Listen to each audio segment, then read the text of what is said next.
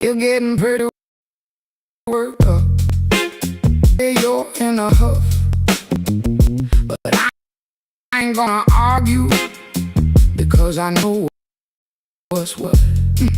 And you don't know nothing like a boat without a rudder. Every word that you're uttering is a bald-faced lie. Why you keep on talking? Please close your lips. Please read my lips.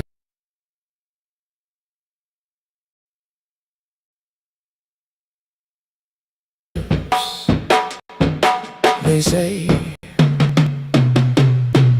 you're stupid, you're stupid. You're stupid is showing. You're stupid, you're stupid.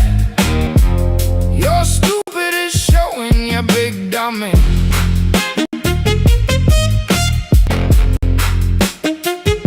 You big dummy.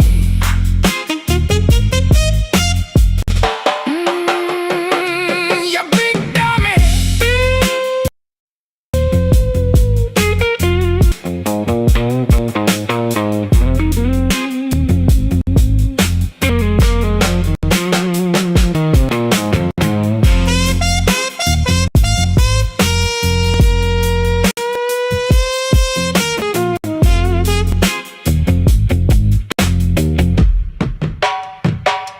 Your face is getting redder, like you're madder than hell. But your eyes are spinning like a bottomless well. There's no water coming out of there, no wisdom either. And you're spouting all you know-it-all nonsense. Please close your lips. Please read my lips. They say you're stupid, you're stupid. You're stupid is showing. You're stupid, you're stupid. You're stupid is showing, you big dummy.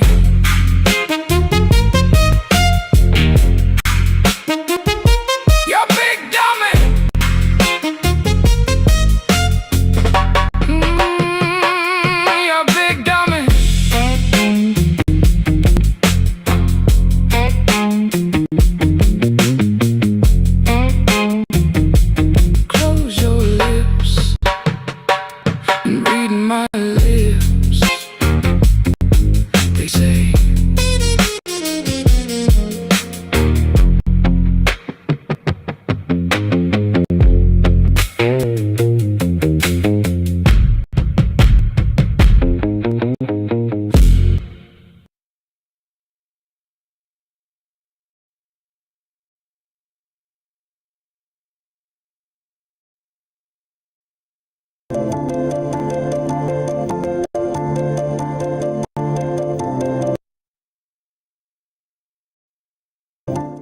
Welcome back to the Mel K Show, the long-awaited return of the great Mike L. He has been very busy doing what he does, and he is making time for us today, and I'm so grateful. Thank you for joining me, sir. Always great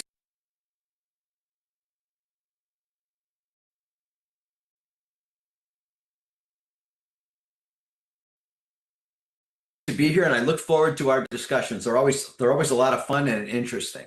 So I agree. And the truth is that we go places other people won't oftentimes before that.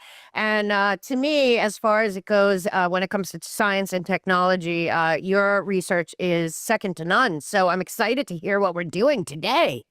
Today we're going to do discussion. We will not do slides, although I have some information that will be followed through on. I want to talk about a couple of things kind of simultaneously. I want to talk about the UFO UAP release. I want Great. to talk about the 12 sites. It's actually 18. It's not 12. It's not 14. There's 18 that are missing at this point.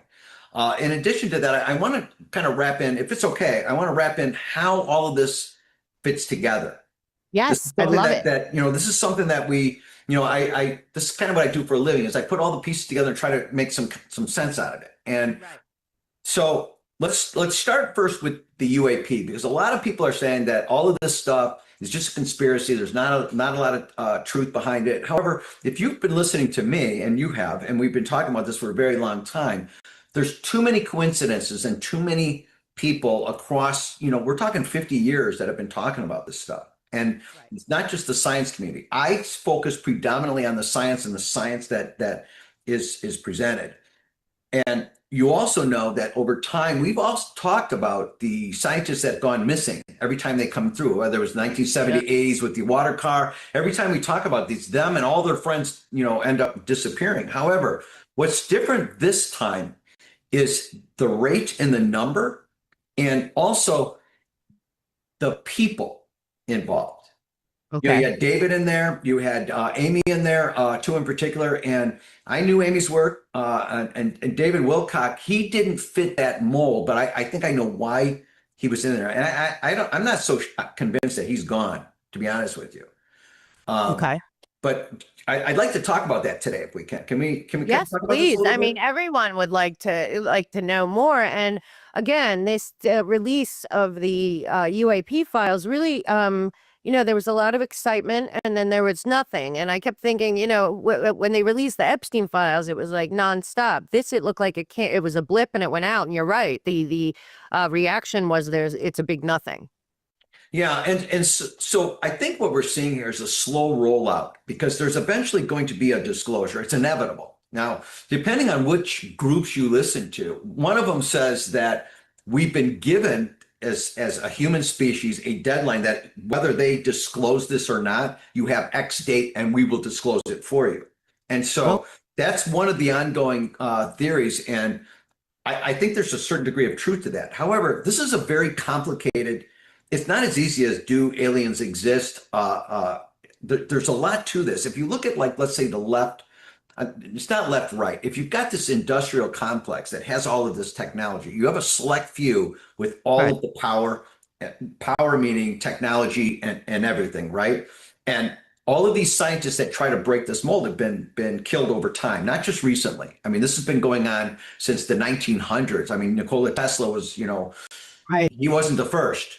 And so if we have to keep this in perspective as we're looking at this. And it's complicated because there's government agencies, there's companies involved in this. If you go into those Yes. CIA documents, for example, you've got Sony's involved, Panasonic back in the day, Kodak Film, all of these companies to some degree, but also the pharmaceutical companies are involved. So this is a massive problem. And you have people like Dr. Stephen Greer, who comes out and he says, well, wait a minute, you're breaking the Constitution and everything you're doing is unlawful, so he's going through Congress and trying to take some type of action on that perspective. And you've got this What does he say that is violating the Constitution? they have access to technology that should be given to the American people. He's using just America as an example, and he's passed legislation and he's gone through legislation saying, listen, what you're doing is against the law. So they have this whistleblower policy. Now, the problem with the whistleblower, I'm going to go off for a moment. The problem with it they did with the whistleblower, and this blows my mind, they set up these series of hotlines that you could call and say, listen, I have some information. I worked on this. And, guys in the lab, you're told you never talk to these people in the lab ever again. And they follow you. So they had the one of the hotlines was set up by the CIA. So now you've got these people that think they're doing the right thing, and they're getting off because the CIA is involved. And so this is a complicated problem. It's not just, do aliens exist and are they coming down? Are they friendly or they're not? Are we going to see Project Bluebeam? This is extremely complicated. So it's not Project Bluebeam is the bottom line. I mean, obviously, if No. it was, it would have been rolled out very differently, in my opinion. We also have, as we know, the CIA works in tandem with Hollywood a lot. We have a Spielberg movie coming out in 2 months. This is not a surprise, called Disclosure. And beyond that, the one thing that I do want to say about the CIA that is in my book that's coming out is that in 1947, essentially, they signed off on the CIA having full ability to keep anything that they wanted secret forever. Yeah, they did. Particularly Not just that, patents. how much money is spent, who's involved, all of it. So the CIA has extraordinary secrecy that it was granted by our own government, which is a big problem that we have to address now, but probably connects to this directly, in my opinion. It does. And you look at John F. Kennedy, he understood that. And, I know. There's a particular document that allows the CIA first access and Department of Defense, Department of War. I love the new one. They get first access to any patents. So I was talking to a fellow scientist. He came up with something that was really, really ingenious. And he says, hey, I'm going to put this into the patent. I go, the last thing you should do is put that through a patent because you'll be dead in 24 hours. Totally. Absolutely. I mean, that Steve Quayle, he's got a channel and he lists on his page. I think that he has a whole list of all these scientists that went either disappeared or died mysteriously, from a gunshot. I was diagnosed with ulcerative colitis when I was 22. That was in 2002. So I've had this disease for 18 years now. And the first 14 years before I started taking this product was incredibly difficult for me. I was in and out of hospitals, emergency rooms. I was on very harsh medications. So I was really frustrated. And on top of that, I was starving because I couldn't tolerate food. A friend of mine who has thyroid disease, she actually shared this product with me. When she told me about it, I was actually eager to check it out. And, I had tried countless things. This product for the first time in my life actually gave me stability. It gave me my life back. I mean, I call it a miracle in a bottle. And anyone with any kind of autoimmune condition at all, I share this with because I know what it did for me, and I'm praying that it does the same thing for you because it's life-changing and it gave me my life back. I'm Dr. Sergey Sorin, Medical Director of the Shili Sorin Wellness Institute. I'm about to give you the most valuable health tip I could possibly provide. If you or someone you love is living with ongoing health challenges, or if you are simply interested in better health as you age, go to lifesavingformulas.com. There, you will learn about cellular support of the normal biochemistry of the human body.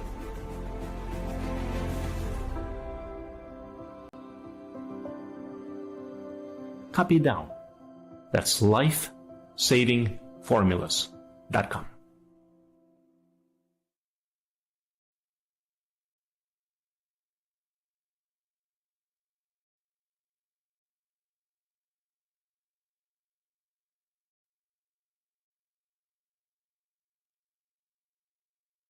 Wound in the back of the head that was suicide. So, I mean, this is a real thing. It's very dangerous. Yep. The rate to right now, Mel, based on this disclosure, this is one of the things I want to mention. I'm trying to figure out how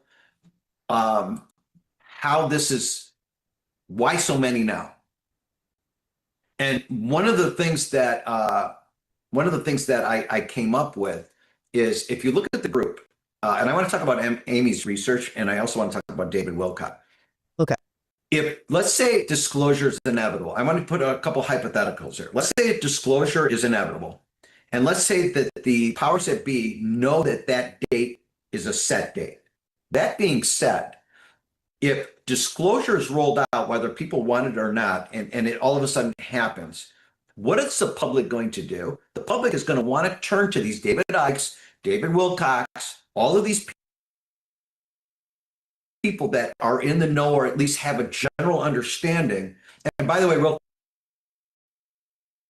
quick, I'm way at the bottom and I want to stay there, people, just so they know. But you have these people that are in the know, yeah, and they're going to turn to them. David Wilcock had like 500,000 people following him all the time. randomly. He'd come on and he'd have all these people. And so the rationale to me would be you want the the people that are in the know out of the picture. Now, Huntsville, Alabama, by the way, isn't by surprise. Huntsville, Alabama is the epicenter of technology when it comes to reverse engineering. It's not Area 51, it's not Dulce, it's none of those places. Since I was a kid, Huntsville, Alabama was the place to go. Period. Yeah. And then, I know, don't forget, we're real close with Kathy O'Brien. Well, that's where her and Mark are outside of there. And I mean, Huntsville they also have Space Force. They have all kinds of labs. I mean, if you go to Huntsville, it's very clear that they're very proud of it, but you wouldn't know that unless you went there and you saw how much. yeah, it's a quiet town. thing. And so then you look at the scientists that are being offed right now. David Wilcock did not fit the mold. This is the one that threw me off when I looked at the pattern, and then I looked at what happened to him. And you know, I had been to a couple of his seminars before, and it was like a Charlie Kirk to me. It was really sad to see him disappear or go, only because he was very innocent to me, you know, and he made sense. He understood all the sciences and how they applied. He's like a younger version of me. I really liked him. I really did. And he understood how all of these things kind of fit in. Then you go to Amy and Amy's research. She was a great scientist. And if you look at her last lectures and you look at her last slides, which I'll send to you after this interview. Great. Her research was thorough. Her research on anti-gravity were thorough. She had indicated that in her prototype was successful out of the gate, which tells me something that was kind of important was she overcame the energy barrier in anti-gravity. The anti-gravity technology, a big piece of that is being able to have a massive amount of power to create these envelopes for anti-gravity. And she clearly, based on her presentations and based on her slides that I've reviewed, she clearly understood and had not, I don't want to say mastered it, but she not only understood it, she must have overcome the energy, 0 point energy. She had to have. She couldn't have reached. Well, what is her story for the audience that doesn't know Amy's background? What is her story? So she's a plasma expert. I believe her degree is she's a physicist in plasma technology, and an absolute brilliant, not only just a brilliant scientist, but tremendous research. And she had been doing even her last interview or her last presentation, she was all in. She wasn't crazy, but she was doing a series of like live things where she claimed she was being hit with directed energy weapons. They were after her. They were breaking into her house. They were threatening her. So she knew this was coming. She knew. And you could tell by her last rounds of interviews, she made it very clear, like they all do. Listen, if I'm out at, this, I didn't commit suicide. All of them say the same thing, and yet they all commit suicide. And her father and her lineage goes deep into the physics as well. So she wasn't just her father also worked in this technology. I don't want to talk about that too much further. Remember years ago, you said that you thought that everything we were taught about physics was wrong on purpose. It is. It still is. It's like 3 years ago, and I was like, and then I've heard it multiple times since. So that was the first time I ever heard anyone say that, and now I've seen it many times. Very and it's funny, when I said that the first time, I got all these emails telling me I'm crazy and that the laws of physics and and I go, and we were in a co-interview one time. I don't remember this, a number of years ago, and he said, well, the laws of physics, they're allowed to bend. I'm like, you can't bend the law of physics, right? It either is true or it's false. The law or it's not, right? Yeah, it doesn't bend, right? You can't bend it. What it means is the law's wrong. Like the Faraday law has been manipulated. We talked about that. We've done shows on that. Yeah. So understanding that the science, it's not that it's flawed. It's we've been misled all this time. Right. Exactly. And what that causes, what these scientists were doing was they were taking a step back and saying, okay, well, wait a minute. If the laws of physics are wrong, like we do with everything you and I talk about, giants and all these other things that I talk about, all kinds of stuff, you have to assume that everything that we've been taught is wrong. You have to start with a clear slate. And when you do that, that opens up a myriad of possibilities in terms of what's possible. And these scientists, like Amy, for example, she says, well, wait a minute. I know that anti-gravity is possible because they've been talking about it since the early 1900s, and even to a point where she did even more research. I was really impressed. In her slides, she went back to the 1800s where they were talking about this stuff. Well, that's what you do. Interesting. Right. And she went farther than me, actually. I was like, holy cow, that's really good. She's really good. And her research was sound. And Wow. so she clearly understood, and she took a step back and looked at it. And then you have these other scientists, and you look at what they're doing. One of them in particular stood out that he was creating a program that allowed him to determine if life exists on other planets. So all of these have the same theme, but they're in different areas of what I call areas of expertise. Right. Well, And- what is the negative consequence of disclosing this stuff? Like what is the bigger picture of, you know what I'm asking? That's a great question. And this is why I said it's a complicated answer, because it would be an avalanche of cause and effect that would happen. For example, if you get 0-point energy or anti-gravity, you have to create and she overcame probably the energy source, which means she clearly is not using gas or oil. And, maybe plasma is what she did. I have to go back and look at her last work, but she clearly understood that in order for her to get to anti-gravity technology, she needed a different power source. Oh, interesting. And so that in itself, with the reverse engineering and that technology, would completely undermine everything that we stand for in our platform of our energy, our Right. educational systems. I mean, everything changes by that. And then add to that, you have species that are millions of years advanced than us that have been visiting us for 1 million years. That we know time has been distorted. We know we can manipulate time. Right. NASA's admitted that they can manipulate and move back and forth in time to a certain degree. So all of these things indirectly have been dropped on us, whether through movies or, oh yeah, by the way, we can manipulate time. We can go back and forth to a certain number. Does any of this have to do I'm talking about what would make people kill over this? Does it have anything to do with the idea that energy should have been free all along, that free energy was always available, going all the way back to Tesla and some of the experiments you've shown and done? Does this have at all to do with the backlash? Ready to show off your live gameplay? Start streaming with Rumble Studio. It's easy, it's seamless. You can that would be received from holding back some of this technology, some of which I believe is about charging for energy, and possibly that has always been a scam. I think that's absolutely a piece of it. Again, it's a really complicated one. You've heard me talk 1 million times about Tartaria. And when you look at the research of Tartaria, they were an energy-free system. I know, it's unbelievable. And they weren't as far back as people think either. That's the other thing that will eventually start to come out of this thing, is that the Tartarian Empire with free energy was not back at the time that they said it was. It was much closer than we think. Even some of your timeline. experiments make so much sense. And, just Yeah. using some of the knowledge that you got from the older, and it's so crazy because a lot of those experiments you got from books from the 1900s. Yeah, And, or so, older.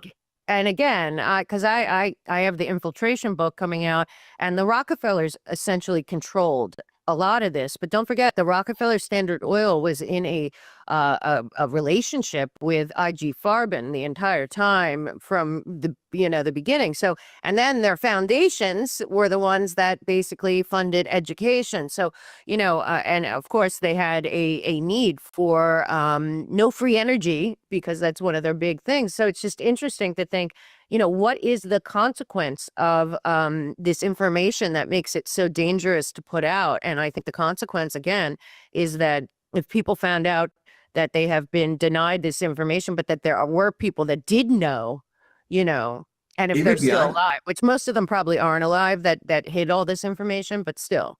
Yeah, well, some of those families are the same. However, it goes even more than that, because if you think about, for example, if free energy was presented to society, and let's say you had free energy, you no longer in anti-gravity, Amy's work, for example, you don't need roads.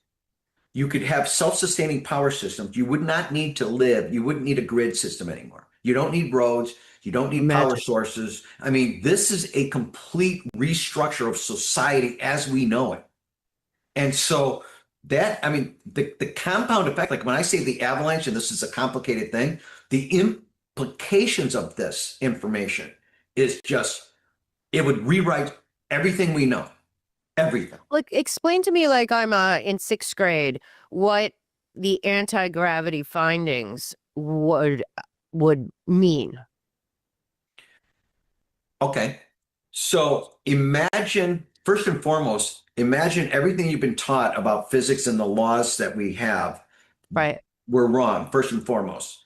Okay. Secondly, the idea of creating, so anti-gravity, really anti-gravity is what you're doing is you're reversing gravity within a specific envelope. So let's say you wanted to take a car and you'd create this electromagnetic or electro force around around the automobile where gravity does not impact it or its container, which means somebody that would be inside, for example. Right. Right. Okay. And it's a Yeah. series of it's a series of multiple forces going on at the same time, electromagnetic, magnetic forces. I mean, it's a series of them. Now, that in itself then means that you could this if you put a car in an anti-gravity vacuum, you're impacting the space-time continuum. Now, I'm going to try to scale this down, but most importantly, for example, if you were underwater, you know how submarines can only go to a certain depth because the pressure Yeah. becomes so great that they would explode. Also, that pressure impacts how fast they go. So you can go, you know, what, 30 knots? I'm sure we have better. However, if you were in an anti-gravity envelope, those laws of physics that we know would not apply to this unit. That being Wow. said, you could go underwater, you could go up out of water. It's irrelevant because the laws of physics that we know don't apply to you because you've now created a vacuum in an envelope that protected an automobile, to keep it simple. Now, Wow. where this comes out, this goes into the portals argument as well, is to create that electromagnetic envelope, and I'm using the word electromagnetic, but it's not accurate. But the amount of energy that you have to create consistently is enormous. And for us to be able to accomplish that with the existing systems is near impossible. Right. So, And with the box in which these systems keep people stuck, saying that this is Right. these are the facts. This is the It's- science. and its And you know, sheer the big like, existence, don't question the science. its sheer existence alone completely reshapes society. Since 2018, I've been telling you gold and silver is the way to protect your family, your savings, and your future. It is a hedge against inflation. It is great to diversify your portfolio. It is a store of value. This is Bill Springton today. Interview of him one.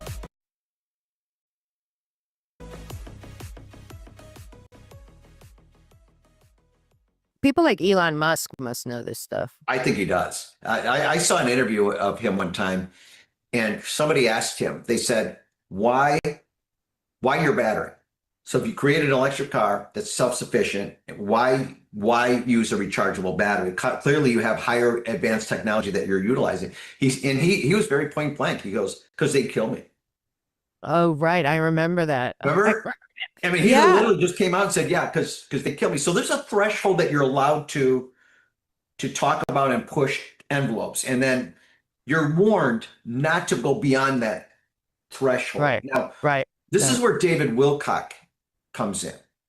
Okay. Now, his knowledge of the sciences and the Illuminati and all of the species and different things, his knowledge was vast. He researched everything, but he also was extremely intelligent. So he could understand concepts and how they applied to different areas. And him being able to recognize and see these things, and he was toying with anti-gravity as well. A number of years ago, he was in a warehouse where he was working on this kind of stuff. And So for him to, when he comes into this puzzle piece, it doesn't make any sense because What a strange time for him too. And we know about the weapons and all of that and the electromagnetic and everything. I mean, I have friends that were fighting, like, like that were fighting COVID, that were definitely poisoned at least by something. But this is it's just very strange timing that for the people that know who he is, after we're hearing about all these scientists, then all of a sudden he kills himself out of nowhere after he just did a video. This doesn't make sense. and not just the timing, but in the science world, there's certain envelopes and threshold. Now, going back to that threshold really quickly, though. Yeah, go ahead. He had been warned multiple times. And I had heard not only from the scientific community, but from my friends in the military, that both of them concur that he had been told on multiple occasions, stop talking. Yeah. And this is where I had so much respect for him. He didn't care. No. He knew the inevitable. He knew the inevitable. However, it was important enough to him and to Amy, by the way, Right. that they were going to push that envelope and break that threshold come hell or high water. And, unfortunately, we all lose in this deal. But I respected the fact with David and Amy that they knew the cost, and Yeah. yet they still proceeded forward. The fact that she was going public with a company that was anti-gravity, that was I a know. bold move. Bold move, brilliant. And Yeah. David, he continued to push his podcasts out, push this information out, because he wanted this stuff to come out. And Greer too. Greer, I'm Right. sure he's been warned many times. Dr. Greer, he's an anomaly to me. And he's extremely knowledgeable and he's extremely well connected. And Yes. he knows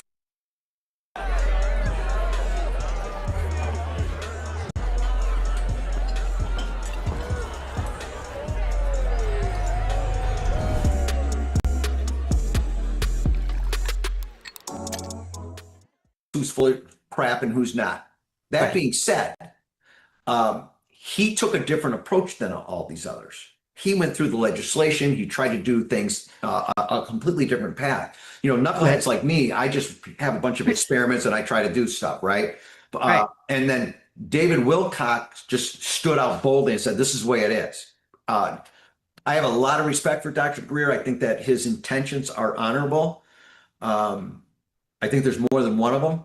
And he's taken a different path than the others. But come hell or high water, he's going to get that truth out. Yeah.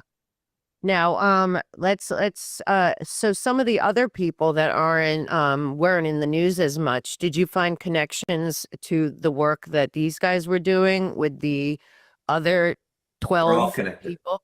They're all connected. Really? Yeah, all of these deaths, and there's a few that are missing right now as well. And Right. I know. there's a couple of people that I've been in contact with for a number of years since COVID. As you know, I've got a group of scientists. We all talk Yeah. a lot of stuff, mainly back channel kind of conversations. Yeah. And there's a few that just won't talk. Period. I wonder if this is just happening in America or if it's a global thing. No, these scientists are not in the United States. Hmm. I know, there's a few of them that I know the ones back that you there. work with aren't. Yeah, Right. they're not here. They're elsewhere. And so Right. they a lot of scientists just went quiet for a while, and some of them are still very quiet. And it was only because after a lot of prayer that I came forward with this conversation, because no one else will talk about it. And I felt that these scientists needed and deserved their 1 hour of conversation and respect. Yeah, I look at really- how much money is put into controlling information going forward, particularly the European Commission and Incredible. all over the world, China, everywhere. The control of information, or the siloing, all the things that you talk about is like on steroids. Like, you have to know that there's more there than just not wanting people to talk about, politics. No, I think we're on an accelerated path in all of these areas. You know, all these areas that you and I have been talking about for years now. I think what we are is we are on an accelerated path, and everything's happening much faster. It's coming out much quicker. This disclosure of the UAP is just what we were talking about now, but it's everything. I mean, you're talking about like voter, all the fraud, everything is just accelerating at a point. And the question is, can society handle this? I mean, it's a massive amount. I mean, just UFOs alone. You know, still, I bet you probably 70% of the population don't believe that that's even a thing. Oh, I agree with you 1,000%. Look, they're about to have a hearing on MK Ultra. They destroyed 100,000 documents. What kind of hearing?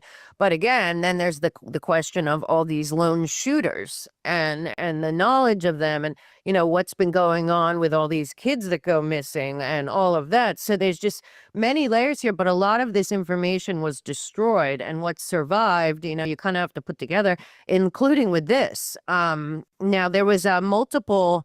I think what other universities were involved in this that connect to these missing people? Was it like MIT or Caltech? MIT, Yale, Harvard, and there's a few other ones as well. Probably a couple in All California. of the big, if you took the top, let's say 50, 60 institutions here in the United States, all of them are working on this stuff one way or the other. Some know, some don't, indirectly, some none. You know, like I told you, there's a million times where you're in a lab and you're told you're focusing on this. This is all you're doing. You're getting this value. When you get that value, you give it to the scientists in the room next to you, you know, and that's it. That's all you do. And I mean, some of these labs, they have people standing behind you, literally standing behind you to make sure nobody's talking or anything like that. It's weird. It's weird. And you know, and I was looking at some of the numbers of the money that goes to Johns Hopkins gets so much money from the government every year. It's outrageous. But the top 20, Yale's in there, MIT's in there. But I mean, so much more money that they have to be doing for research, that it has to be like you said, that they silo it too. They'll do some research here and some there, and you won't know both are happening at the same time and all of that. But the money that's going to universities, despite them having $50 billion endowments and charging $60,000 a year per student, is outrageous. It has to be justified somehow, and it must be justified in this science that they don't want anyone to know about. Well, let's look at another one. It's the directed energy weapons that we've been talking about for at least 4.5 years now. And all of a sudden now, you know, Trump says, "Oh, we used the discombobulator." Well, that was directed energy weapon that they used in Venezuela. I mean, clearly, when you can take a couple hundred soldiers and have them completely disorientated, throwing up and bleeding at, you know, in the nose, eyes, and ears, you know, that's not normal technology. And so that's the funny thing is that was one of the patents that Nikola Tesla had done back in 1910. So and don't forget about Trump's uncle and Nikola Tesla. Yeah, I mean, that whole thing. And Bush's father's relationship. Imagine having an understanding of that technology and having 100 years to perfect that. That's you know. Oh shit, I ain't even paying attention to the chat. I'm just sitting there watching and listening to this video. You know, I talk about timelines all the time with people. I say, listen, the difference in technology. What up, T-Dub? What up, though? What's happening? What's the business, American? Isn't this? If y'all still there. I'm ignoring the chat. Just listening to this craziness. Of even like 30 years is massive. And imagine having that Nikola, like, I think it's what, 80% of his patents are still classified? I mean, it's an ungodly number of his patents, but then imagine being able to work on that for 100, 110 years and improve that, because you have an understanding. The key there is you have an understanding of the science behind that patent, right? Nobody else does. So everybody else, we're all going to, you know, I'm in my physics class back in the university, all dumb and happy, you know, learning these laws of physics. But then you got guys and scientists that say, well, yeah, we know that's wrong. Here's how you're supposed to be looking at this. And by the way, that's what Amy did. So you look at that technology. Now you have 100, 110 years to be able to develop and improve something. So if you look at, for example, any weapon or any type of technology, the smaller it gets, the higher and more knowledgeable you are. And what I mean by that is if you look at, for example, let's use a gun as an example. The first ones were massive, bulky, and not real effective, not real accurate. But then as time progressed, they became more accurate, they became smaller, they became more powerful. And now you look at plasma rifles and rail guns. I mean, that's a whole different level. But if you look at that progression over time, what happens is computers. Computer, same thing. Technology, once you get the knowledge, the smaller it becomes, the more advanced and the more knowledgeable you are of a particular topic. So imagine having a directed energy weapon. Nikola Tesla's was probably the size of this room. And then now you probably have it as pocket size, I would bet, or smaller at this point. Exactly. Yeah, and they're testing a lot of stuff. When you hear, like, I just want to be clear that Eric Schmidt to me is you know, a lot of people talk about Gates, but Eric Schmidt is somebody I look at, and his glee, his giddiness about the future of weapons, when it is, I think, connected to this as well. The future of weapons is a big part of this. Do you agree with that? Oh, I do. And if you kind of watch the technological advances, I mean, they have wasps that are like a drone wasp that can have massive explosion. I mean, the technology is, you can't even fathom, even what you're seeing in the movies, they're past the stuff in the movies at this point. I mean, Like in that terms guy of technological advances. Remember we talked about the guy that was working in the Wuhan Institute. I can't remember his last name, but he was doing nanotechnology, like just the size of a pinprick. He just formally left America for China. He was at Harvard. He got in trouble. But that was like nanotechnology. That was like. Rumble Wallet just changed the creator economy. Kind of a game changer. It's big news. Tip your favorite creators in crypto.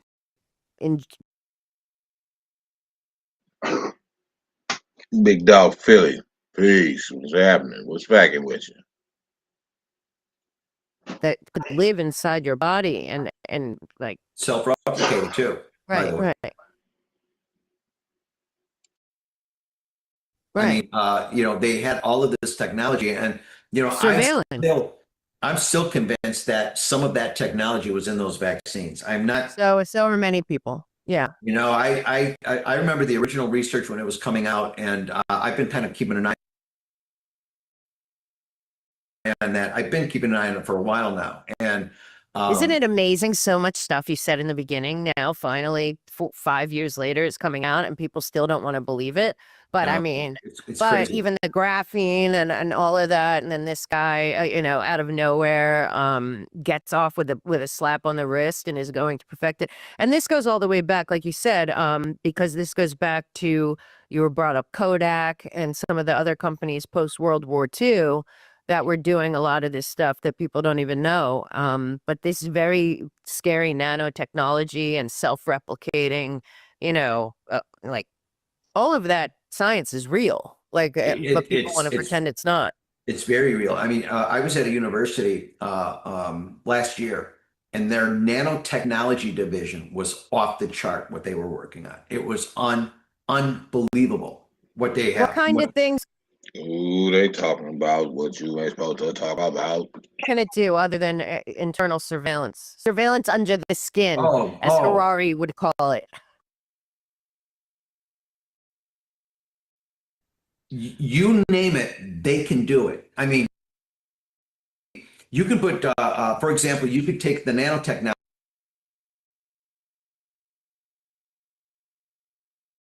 and you could put it, you know, you could ingest it and you wouldn't know it. It could pass the blood-brain barrier. It can embed. It can modify your thought process. I mean, they're literally now taking the brains of animals and they're taking their consciousness out of their body, putting them in a virtual world, and they don't even know the difference. The most recent one, I don't know if you heard about this, because I know we haven't talked about it. This was exciting for me.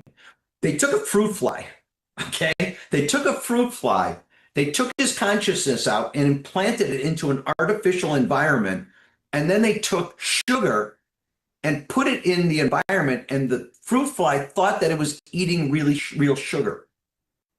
I know this is really hard to grasp, but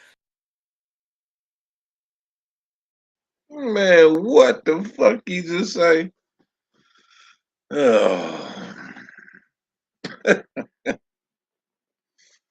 Well, this was really hard to grasp.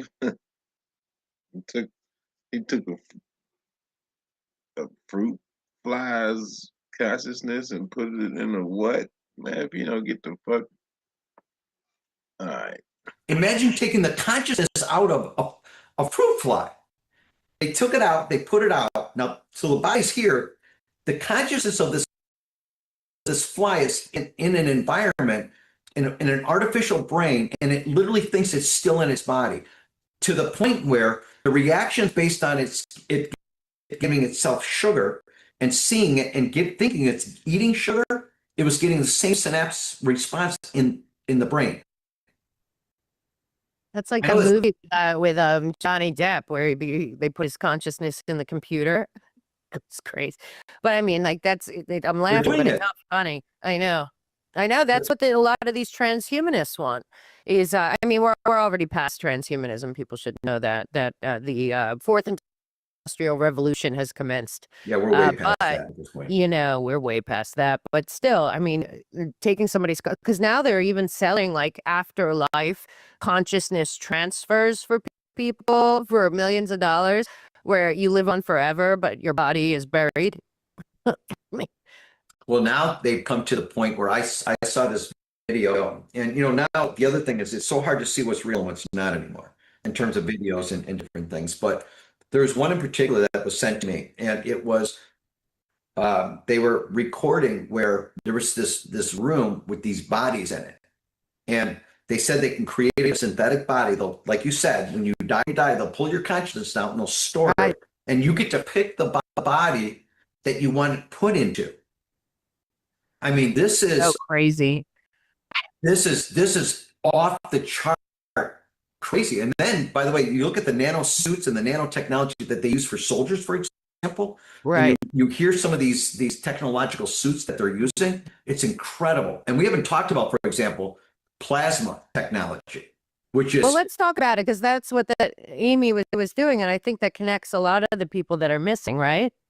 Yeah. So plasma technology is extremely interesting, and it may, by the way, I think you might be correct. That may be the source of energy based on her history. I have to go back and look at some of her last research. I have all her slides and I've looked at it. And what's really interesting about her slides was she was not only brilliant, she also understood, and she learned from the past. Like we talk about all the time, how we used to talk about Nicola, and we talk about all these people, or I go back, to 1850. I love going back there because they knew stuff we don't, even to this day.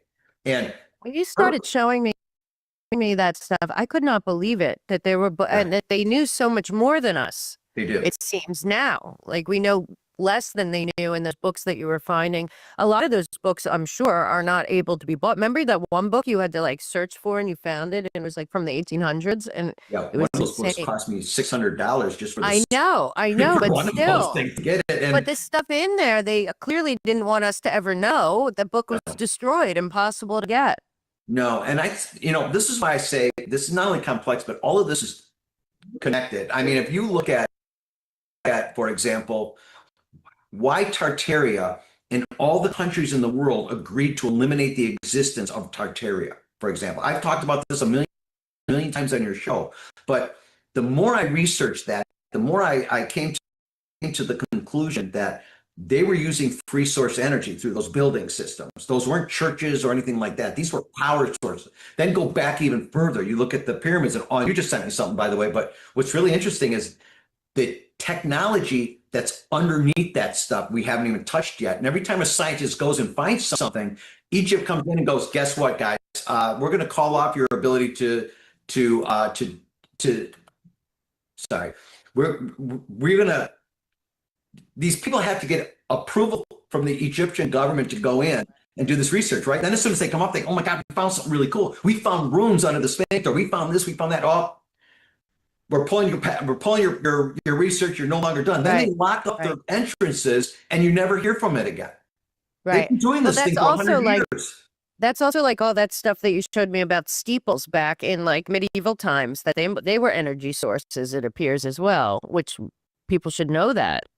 Well, and here's kind of an interesting one when we talk about that was bells. I don't know if anyone's ever talked about on any of your shows about this. This is kind of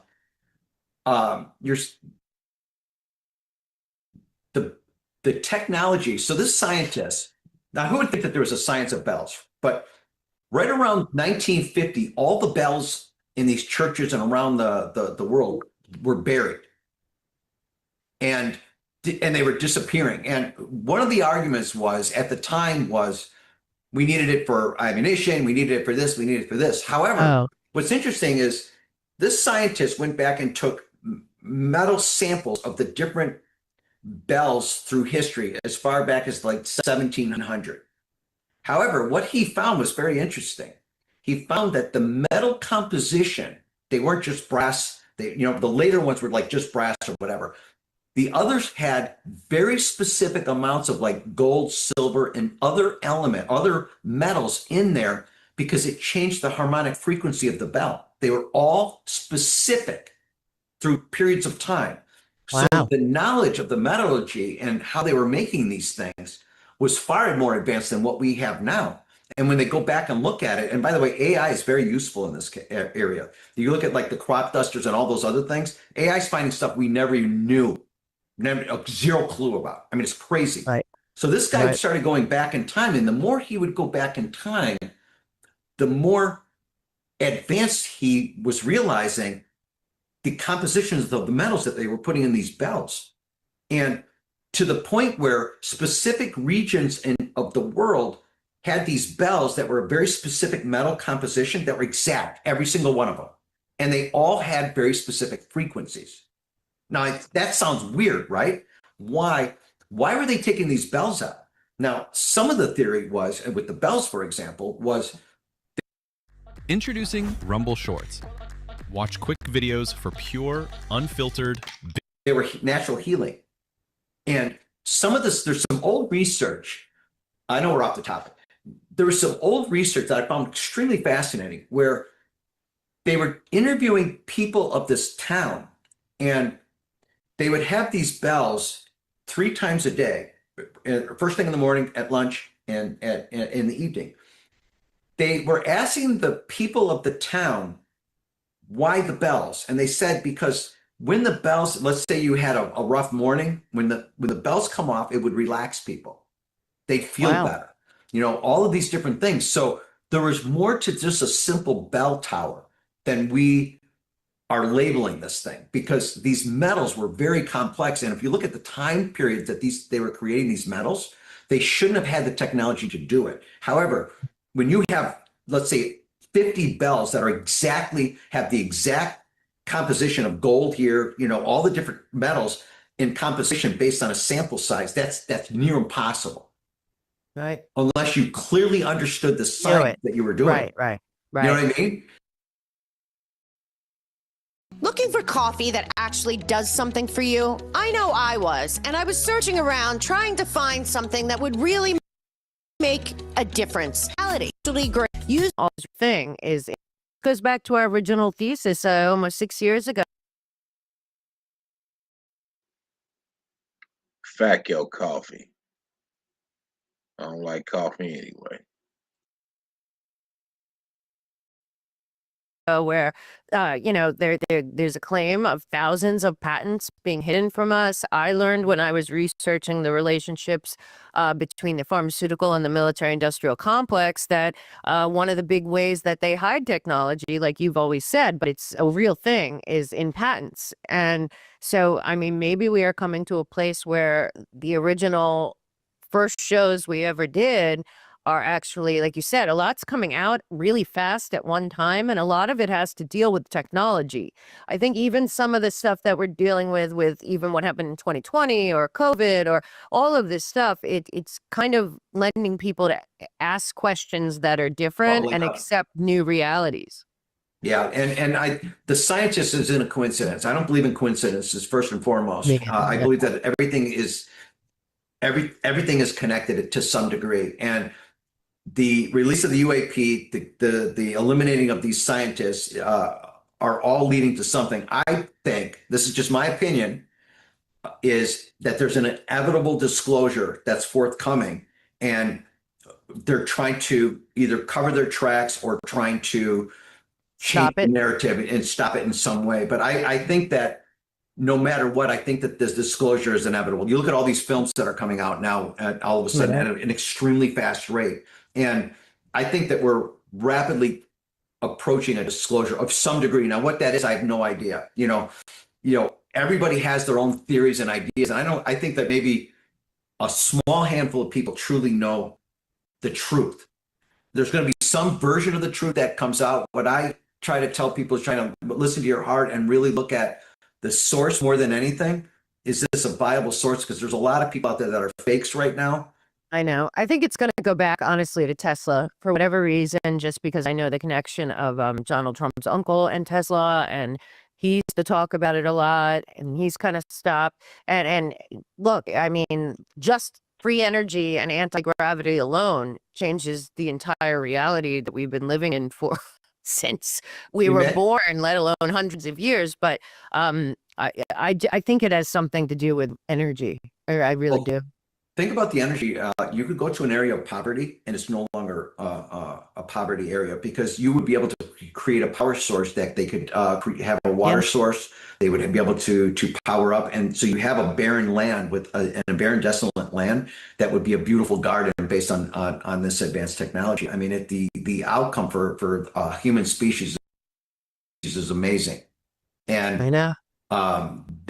If that disclosure rolls out, that's the inevitable outcome, whether people like it or not. Well, that was your thesis in the very beginning when we first started doing shows, was if there is all of this purposely hidden technology for healing, for energy, for, all the, like how they're keeping, Africa and South America and places like in the dark ages, just no reason at all that all of this could have been done. There's a lot of implications there for betrayal and kind of human kind of understanding. And I mean, that was the original thing, was we were going to look into all these different, hidden energy, hidden history, all of that, which we've done now for almost 6 years. But I think it is coming to that many different pieces of things you talked about all seem to be leading to one place.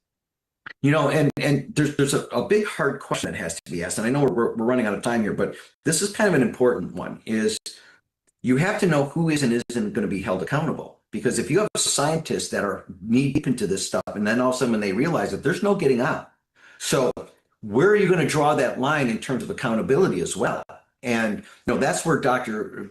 Greer comes in, where he says, listen, you have a 36-month window that you either come out or you will be held accountable. So but then as soon as they put down a hotline, and then the CIA has the hotline, what do you do? So I mean, this is a complicated problem. However, I think the soft disclosure strategy I think that they're doing here, I think it's a good one, because there's so many people that don't understand and this, or won't believe it, even if it's put right in front of them. I could put an alien in front of somebody, and if they don't believe it, they won't believe it anyway. Right. I mean, at this point, that it's no longer anyone's concern what other people believe, because, we've learned so much that we thought was untrue is true. So, where's the line? But it's very important. And a lot of people have questions and don't really know what's going on. And people are speculating. And I knew that over the years that you have touched on many of these things. And a lot of times it comes back to Tesla science, some of the other science you found in those early 1800, 1900 books, and energy, and actually sources of energy. And, we've been fighting wars over oil. We've been fighting the whole fossil fuel, the climate change. If people think that any of this is about them protecting the climate, or the planet, I still think a lot of this comes back to the truth about energy and some of this stuff being suppressed from humanity on purpose. I agree. 100% agree. Okay, well, Big guy, great. Tell everyone where to find you, and we're going to get back on track. I swear it. Michael is very busy, of course, but we are going to find a solid schedule ahead like we used to have. So tell everyone where to find you in the meantime. Just the you can get to me at smichael@protonmail.com, and Okie dokie, Smokey. Oh shit. Figured I'd get on here and watch a couple of these, see what I can pick up on, and what's the latest sci-fi news?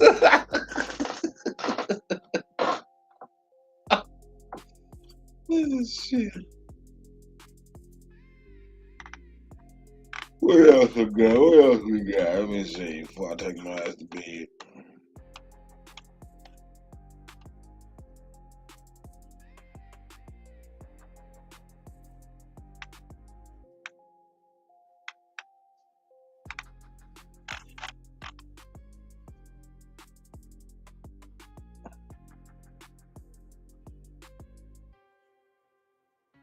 Never a dull moment on X.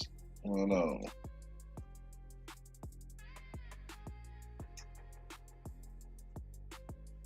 As soon as I open this motherfucker, who do I see? You.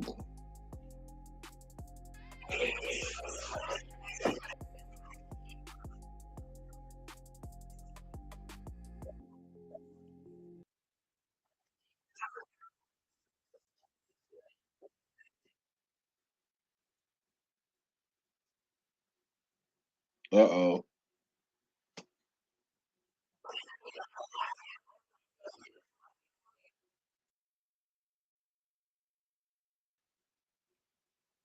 I quit all the damn glitching.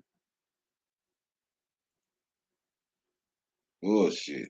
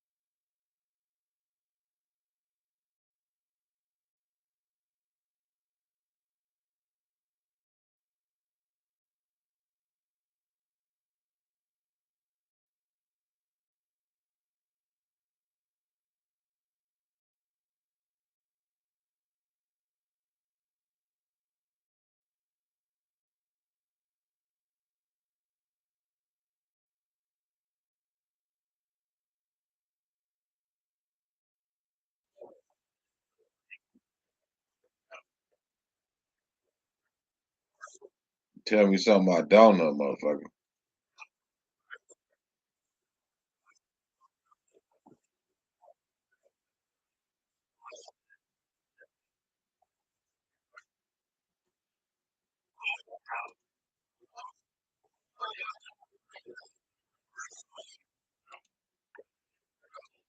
Oh, transmission. I'm your host. Thank you for joining us on this live Sunday, May 17th, 2026 transmission. We have drones blowing up a nuclear reactor in the United Arab Emirates. It's on fire right now. Could be a new Chernobyl. Could be a new Fukushima. We have the Russians saying they shot down 556 drones of over 1,000 that came in. Apartment buildings, government buildings, leveled. These are huge drones. Just absolute devastation. We can roll some of the B-roll right now. Just insane, okay? Then you have Israel's biggest missile factory that produces a whole bunch of their missiles.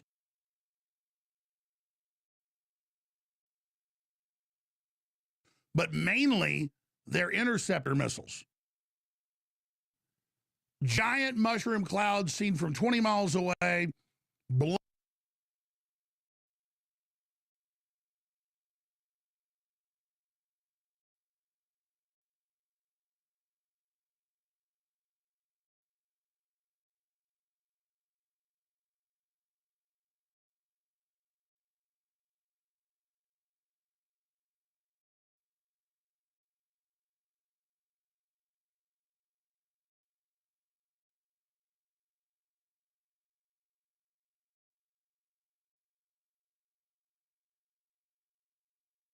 up. Iran took credit for that.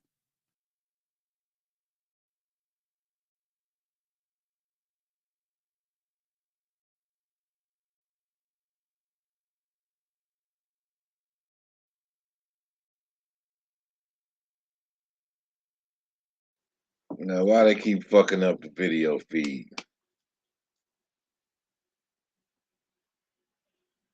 All this damn buffering. Buffering.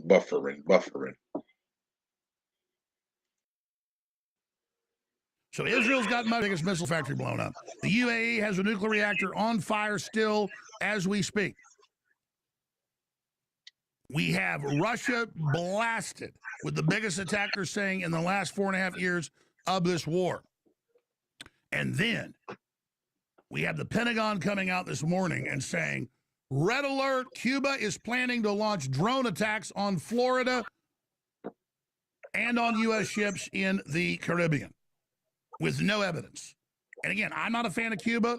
I understand taking down Venezuela. I understand the oil blockade. I wish they'd fall. They got total riots going on, no fuel, no toilet paper. I mean, Cuba can't, basically get anything done right now. But Operation Northwoods was a plan to stage terror attacks. A drone threat from Cuba being reported by Axios. Okay. In America and blame it on Cuba to go to war with Cuba and the Soviet Union in 1961. Dwight D. Eisenhower fired the chairman of the Joint Chiefs of Staff, L.O.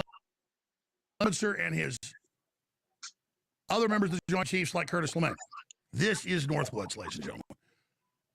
The United States in 1898, when William McKinley launched the Spanish-American Empire at that point, took over all the islands and coaling stations so our ships could control the Pacific. Then that led to World War II. They staged the Maine. Everybody was told to get off the ship. They blew the ship up, said the Spanish did it, and that war happened in Havana Harbor. This is the same story. So what I've been saying for months, if they're getting ready to go into Cuba, get ready for the false flag. Do you think Cuba is going to launch drone attacks on the United States while they're in meetings with Ratcliffe, the head of the CIA, basically preparing to give up, just like Venezuela did? And then the U.S. just put the vice president, communist lady in charge and said, forget elections. That's why I'm against this regime change. I want to get rid of communists, but don't get rid of them and put them back in charge. So this is absolutely cuckoo town. And we are here. And then you've got the U.S. farmers saying that they don't have half the fertilizer they need. The diesel's exploded. We are better off than most countries. We are screwed, though. And then you've got inflation exploding off the charts. Trump has the lowest approval rating of any president in modern history, and he continues to double down.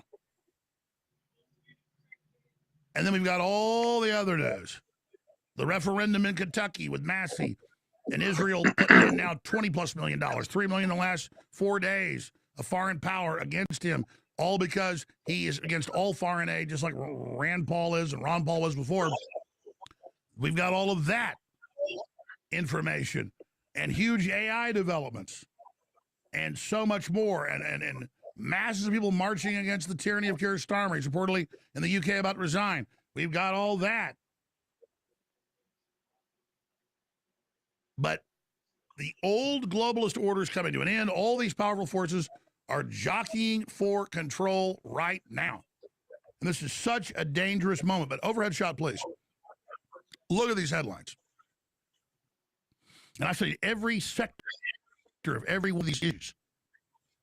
That's how I can tell you the continuum of what's happening and what's accurate and what's not. Iran just launched a major drone attack and set a nuclear power plant on fire in the United Arab Emirates. F around, find out coming soon.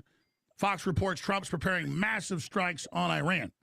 Others look at the online flight sheets that track all the planes by their transponders and say record numbers of U.S. aircraft are leaving C-130's galaxies because they just dumped off masses of weapons. I can confirm masses of planes leaving is to get more bombs. It is not because Trump is back down. I can assure you of that, as some are saying. So the war is about to go back into full scale, and Iran knows that, so they just hit Israel's biggest missile production facility. They've taken credit for that. They've said we were not the ones that hit the UAE's nuclear reactor. The UAE has put out a statement, I'll show it to you, saying we tracked the radar. It didn't come out of the Houthis. It didn't come out of Hezbollah in Lebanon. It didn't come out of Iran. They said it came out of the direction of a very powerful organization and group in the Middle East. They didn't name names. But who stands to blow up a nuclear reactor and have a huge mushroom cloud, and then, oh, Iran did it, and now everybody gets mad and goes to full war? You can see who benefits from that. Unbelievable. So this is what we're dealing with here, and this is the escalation of war, the escalation ladder. Rubio said last week, just make it back where it was before the war started, open the Strait of Hormuz, Iran, and this will all go back to normal. But it's not going back to normal because you're not making a deal that does that. You can say, well, are you for the Iranians? No, I'm for reality. I said 76 days ago, on March 1st, this would fail because I had the Pentagon's own report, which I'm an expert on. I already said the same thing they said before I saw the report, and it was accurate. And the CIA's report was accurate. The mullahs aren't going to fall, 90+% chance for over a year. They'll close the strait. That will create a global depression, and here we are. And now the Iranians have taken study of that and said, we'll close the Strait of Malacca, right there by China and that key island chain with Singapore. And Trump came back from China with nothing. Oh, major announcement, announced some Boeing aircraft or something. I don't want Trump to fail. I want him to succeed, but I'm not going to lie to you about how Israel, for its own war on February 28th, we came in hours later in the middle of the night on March 1st, and I said on that Saturday show what would happen, and now here we are. Unbelievable. Americans facing highest Memorial Day gas prices on record. Farmers grow desperate as fertilizer and energy costs grow. The WHO's trying to launch the hantavirus hysteria. That hasn't worked so far. The head of the WHO responded to me 2 days ago publicly, but a bizarre statement I'll get to. Now they've declared an emergency with Ebola spreading in the Congo and other areas, saying you better give us our world treaty. Meanwhile, they're admitting the UN is on the verge of collapse because they can't get funding from nation states, particularly the U.S., something good that President Trump has done. They're also fear-mongering that a giant asteroid's coming very close to the Earth, between the Earth and the moon. I mean, just, it's like in V for Vendetta when the corrupt government's in trouble. It goes, I want total fear, riots, asteroids, bioweapons, everything. That's a movie based on how governments act. We're living in a reality. So we're not in Kansas anymore, boys and girls. That's all I can tell you. And I am just blown away right now because this is moving so fast. The definition of a world war is major powers allied with each other against other major powers that are allied, and major conflicts in multiple parts of the world with large casualties and economic crises. We are in a new world war. Call it whatever you want. World War III, World War IV, World War whatever. Academically, the Pentagon calls it World War IV. The Cold War was World War III. But the national media has a big joke. Oh, Jones, World War III never happened. Why is it World War IV? You aren't an academic, or you're lying to the people, which I know you're actually a dumbass. We're in World War IV. We've been in it for over 2 years, but now it is accelerating up the Rand Corporation and Pentagon war game threat escalatory ladder that you heard Rubio talk about. And he said, don't escalate anymore. You'll commit a total war. Just stop now. But then we won't make a deal with them, so they can't. They're cornered. This has all been war game by the Pentagon, Rubio. But Trump didn't listen to the Pentagon or the 17 intelligence agencies. He listened to Netanyahu and the Mossad. 80 to 81 days ago. That's when that report came out. That's all confirmed. Even the IDF told Trump, no, you're not going to get regime change. Don't do it. But he did it. We've heard about all the victories and how we've won and how we've had regime change and all this, how many boats we sunk, all this crap. It's a war of attrition. So, just in, Iran just launched a major drone attack and set a nuclear power plant on fire in the United Arab Emirates. And, oh, Trump's going to get you. Here's the Fox News report on that. I have over 100 clips here. And then just go dovetail right into, already play 32, go right into 31. Jesse Waters reports Trump ready for another round of strikes. Oh, yeah, they're ready. They're reloaded and ready to go. And Israel was trying to get all those defense missiles done, but that just got blown up last night. And so that's where we are right now. I'll play these clips. Here they are. Yeah, Chief Foreign Correspondent Trey Yinks is live in Tel Aviv. I'm sure he's got more for us. Trey? Yeah, guys, good morning. We do start with some breaking news out of the UAE, where officials say that a drone attack against a nuclear power plant caused a fire at a generator on the outskirts of the facility. This is a significant attack and likely conducted by the Iranian regime. It comes as tension continues to rise across the Middle East as the region waits to see if the war will resume in the days ahead. So far, efforts toward a diplomatic solution with Iran have been unsuccessful, with officials in Tehran unwilling to make the necessary concessions to reach a deal. President Trump spoke on his return flight from China, indicating he didn't like the first sentence of the Iranian response to the U.S. peace proposal. I looked at it, and if I don't like the first sentence, I just throw it away. What was the first sentence? An unacceptable sentence. The New York Times is reporting our military is preparing for another round of attacks, this time more aggressive. The attacks can come as early as Monday. Additional Iranian military targets are on the table. That includes infrastructure. The president's still reportedly considering a special operations raid to pull out the nuclear dust and possibly a ground assault on Karg Island. We hit Karg Island, everything but the oil. That's their We left that one little thing. I said, stay 50 yards away. And I said to General Raisin Kane, I said, General, how long will it take? He said, 4 or 5 minutes. I said, no, seriously, how long? I figured he'd say a day or 2 days, a week. He said, no, only 4 or 5 minutes. They wiped out the whole island, except they left the nozzle. You know, that's where the oil comes out, just in case.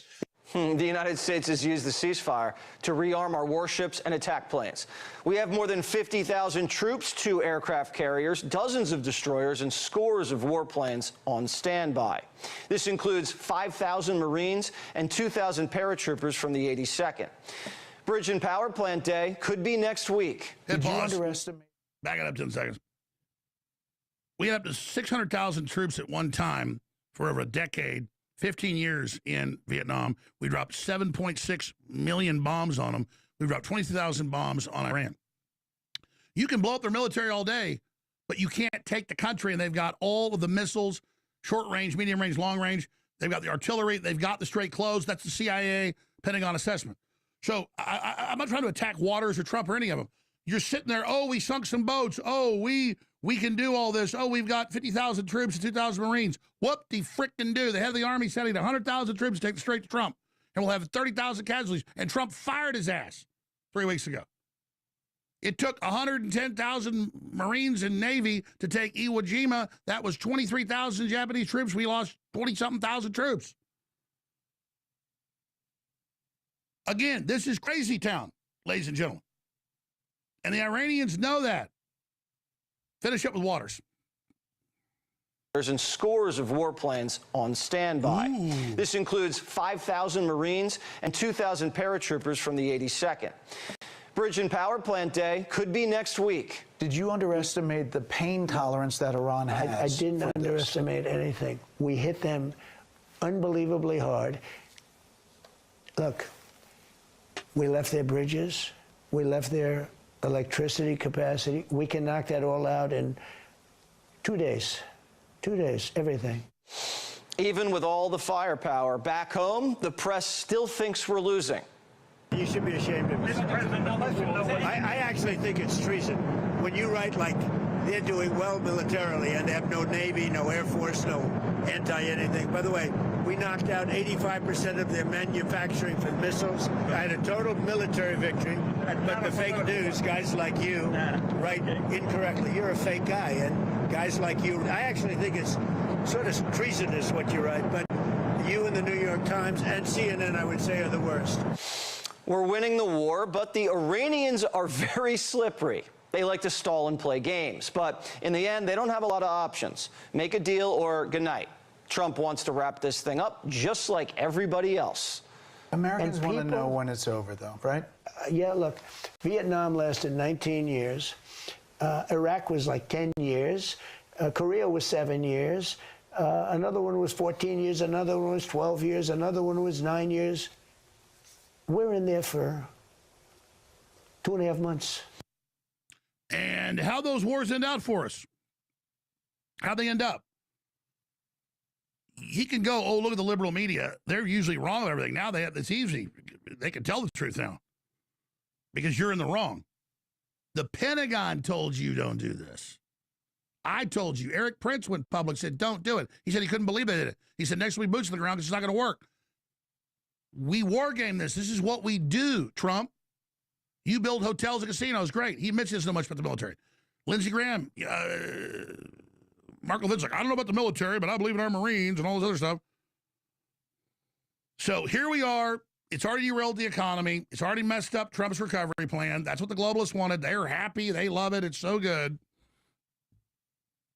And the Iranians just blew up Israel's biggest missile production base. NATO that's who's doing it, launched thousands of drones, blew up a whole bunch of Moscow. Here we are. And you got the candidate running against Massey saying we need a national draft instituted now for world war for Israel. Now you see where we are? Now you see where we are? We are being walked into total war. We're basically already here. And it's getting worse and worse and worse by the minute. Yeah, I already played it yesterday on the Saturday show. Your listeners know, I tell you something, it's there. Just look it up. I mean, I hate being right about this. I said 76 days ago when I started on that Saturday show, I said, I hope I'm wrong. I hope the mullahs fall. No fan of them. Hope all the strategies work. But see, Cuba, obviously this is week meeting with the CIA, didn't make a deal. So now, Cuba's going to blow us up. Cuba's going to hit us with drones. Full war with Cuba. And Trump's already got a lot of the ships and stuff pulling out, so the consolation prize, I guess, is Cuba. I'm not going to cry if Cuba falls, but watch. If it does, they'll put the underling dictators like Venezuela, like they just did, in charge, and then it'll just be still a communist state run by our government. I mean, it's like, what? Yes, I said I overall understand regime change in our hemisphere. It's constitutional, Monroe Doctrine, gunboat diplomacy, Barbary, pirate precedent, Thomas Jefferson. I know it all. I mean, I know a lot of it. I said, pissed a lot of listeners off saying I get academically what Trump's doing, but I said that we're going to put the same people in charge, which is now happening. And how are we going to fight the Chinese who are getting ready to go into Taiwan and the Iranians and the Russians and the Latin Americans, everybody else? You starting to get where this is going? They need a national draft, folks. The head of the army said we need 100,000 troops, take the strait. Iran's 3 times the size of Iraq, 3 times as many people, 90 million people. It was all war gamed. Now, they call me an Iranian agent and traitor. They don't call Eric Prince that when he said Trump don't do it. They don't call the Pentagon that. They just hope you forget about that. But here's the Iranians' response with their AI. You know, they've had their Lego videos and all the rest of it. Now they've got their Simpsons knockoff. So this is their response. Here it is.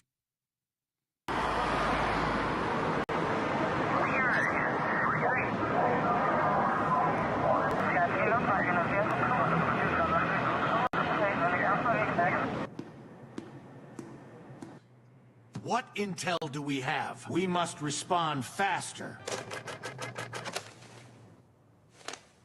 Move in now. You came in hot. You came in blind. Cross that line. Now out of time. For listeners that can't see this, this is the thing a month ago, rescuing the pilot. They were trying to get uranium. It wasn't a rescue operation, and they failed. But our military followed an insane order, which Trump now says is for PR. They're getting closer. They're contained. Proceed. And this makes all our enemies look good. You call for war. Tracking target. Alignment. You lost control. Smoke in the sky. Ash on the throne. Damn it! We lost.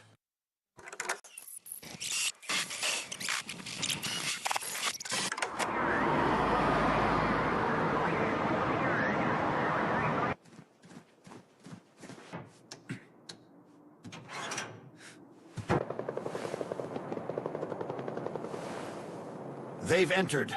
They're going into the underground nuclear base. For radio listeners, I'm narrating. Viewers can see this, but remember, I do that for radio.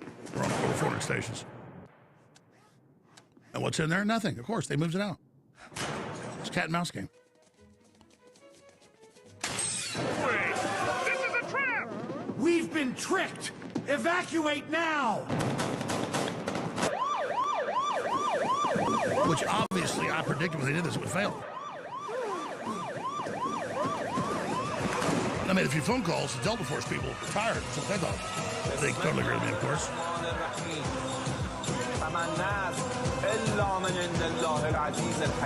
So this is a disaster, folks. Israel's trying to commit us to total war. All right, we'll be back. Again, they claim Iran blew up a nuclear reactor in the UAE, but Iran's saying they didn't do it. The UAE says doesn't look like Iran did it from the radar they had. What's really happening there? And then Operation Northwoods, the coming war with Cuba, the false flags to trigger it. It's all coming up. Channel Live feeds now. On Jones and on Rumble. Stay with us.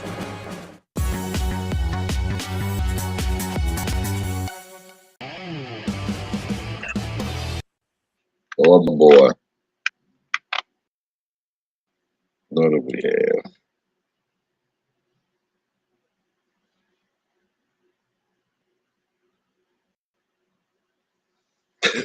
Blackout is coming. Power grids are being seized by the military. Huh?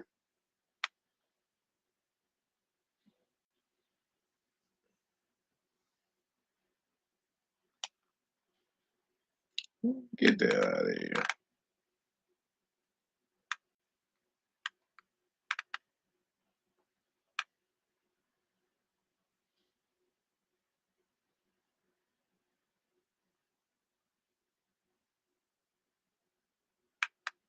Huh? Yeah.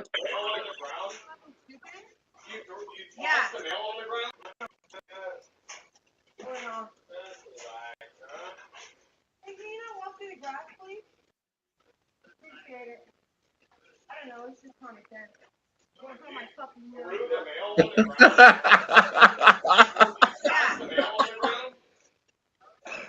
You must not want your job.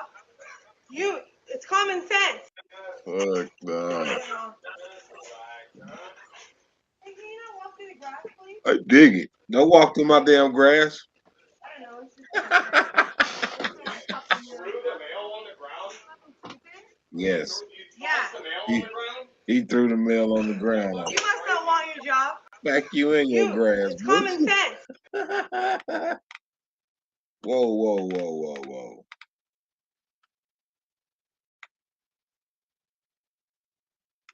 Our new news site. Share that link, folks. Tell those you share it to share it. Tell them to share it.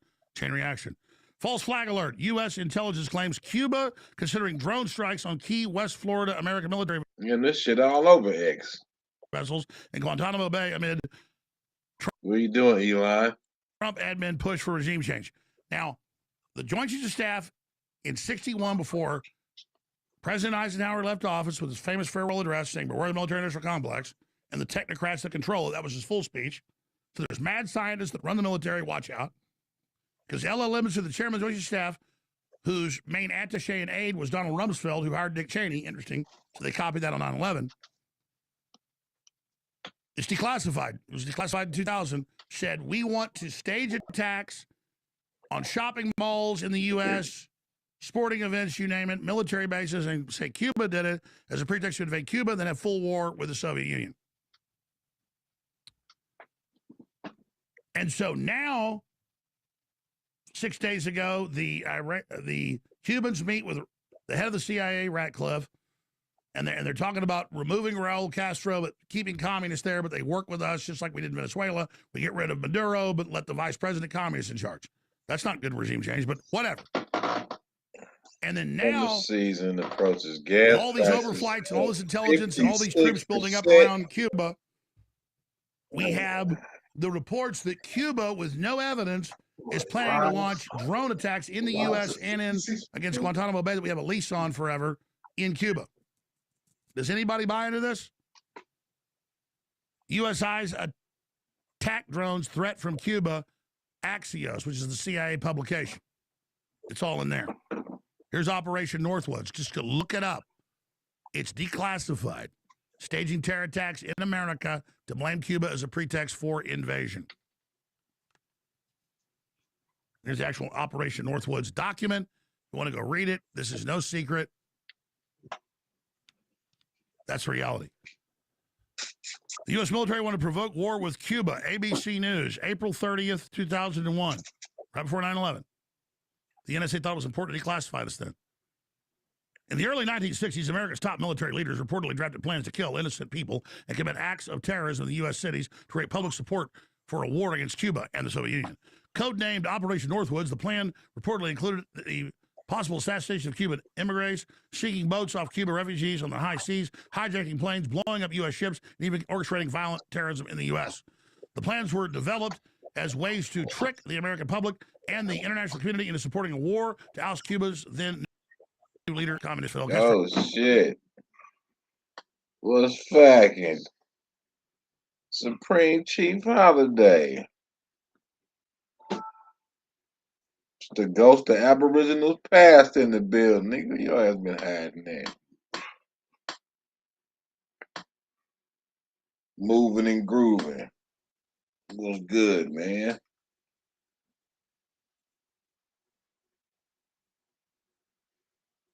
Let me check. Okay. I ain't doing shit but browsing the internet. Sharing what I'm sharing. Yeah, look who done entered the building.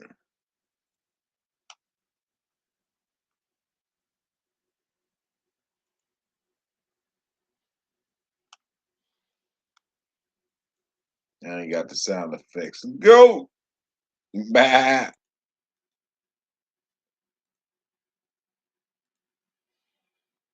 Put that down there in case you niggas want to jump up here. Before I get my ass up out of here. Browse this internet for a little bit. Top military brass even contemplated military casualties, writing, we could blow up a U.S. ship at Guantanamo Bay and blame Cuba, like the main and casualty list in U.S. newspapers would cause a helpful wave of national indignation. And now we're told Cuba is about to attack us, just like Operation Northwoods. Would I like the Cuban regime to go away? Absolutely. Do I want to stage terror attacks inside America as the pretext of that? And this time we won't blame Russia because they're basically out of Cuba.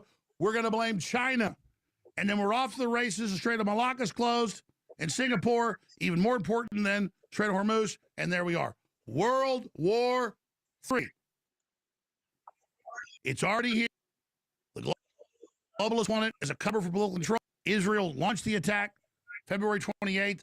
To drag us in on March 1st, and here we are. And Cuba, that can't even keep its power on or have toilet paper, basic medicine, is going to attack the United States, which I'm sure Cuba trying to negotiate, and you're going to attack the United States. That's the last thing you do. This is unbelievable. That is where we are. And you have Look at this headline. USA's isolated on world stage. Trump failed to pressure countries to support blockade of Cuba. It's all falling apart right now. And when one military operation doesn't work, Trump moves on to the next. And boy, he was going to end the Russia war. Now the biggest attack ever on Russia. It gets worse and worse by the minute. We're going to cover domestic issues with the left's up to, pride parades with almost no attendance, cities canceling them, the transgender movement cratering, big successes Trump's happening. I call balls and strikes. We got to remember the left and what they're up to. Coming up in the second hour tonight, AI data centers, all the latest. You want the analysis that they don't want you to have? You're going to get it here. Share live feeds, Real Alex Jones on X and Rumble. Rumble.com/The Alex Jones Show Live.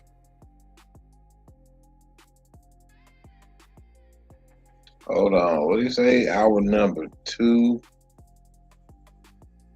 The AI data centers. I want to find that shit. I want AI data.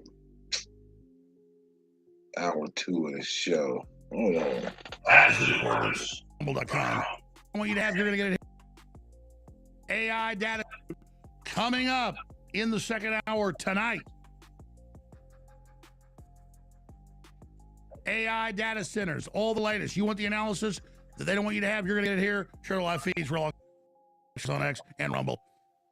Rumble.com/The Alex Jones Show Live. That is the new coordinates to share and to find the show. And AlexJonesLive.com. Now, funded by foreign governments. We're funded by you. I sell you great products that really work, so you love them. Our methylene blue is the best. Our methylene red's proprietary. Our bovine colostrum is the best. Our Irish sea moss is the best. Our Shilajit is the best. We have a lot of...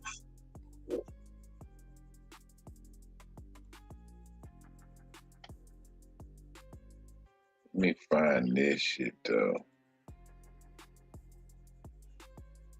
Oh, snap. What's cracking? Man, what's cracking with you, bro? Same shit, man.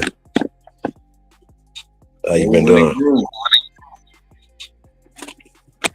Yeah, man. Huh? You know me, I can't call it. Just living, letting life be life. What the wow. Word. You got more people on the panel? No, it's just me, man. Oh, God. That's my little bushmeat guy running around and a little thumbnail. Okay. I want to say peace to the tribe, man. Shout out to everybody, man. I was just shit. I was supposed to be asleep. I'm saying, what time is it? 2 a.m. Where you at? You in the Bay still? I'm in LA now. Moving and grooving. Shout out to the Bay though. Huh? I said moving and grooving, man. Yeah. I ain't calling. I had a CDL around this month. Oh shit. Yeah, man. It's cool though. Going hard in the paint. Shout out to everybody though, man. Hey, so I was gonna hit you up and see if you had the chance to check out and I was looking at, I started watching it, AP's reaction to Ali Muhammad interview over on 3 Milli.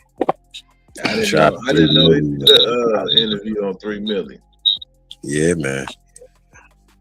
Yeah. Within the last week or so? I guess it was in the last month. Well, it just came out yesterday, so or day before yesterday, maybe. I ain't even know he did a reaction to it. He just did a reaction yesterday or today. Man, how these days be munching into each other. Maybe today. No shit. Yeah, man. Hold on. Dr. Ali. Let me go look at this real quick.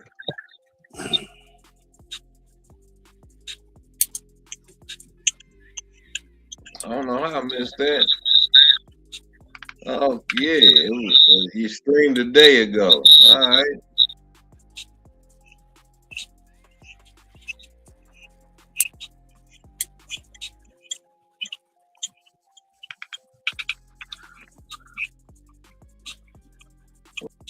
we got here?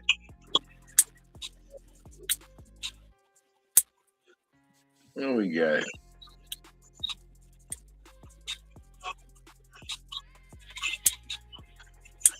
This thumbnail's diabolical. APs? Yeah, that thumbnail he had.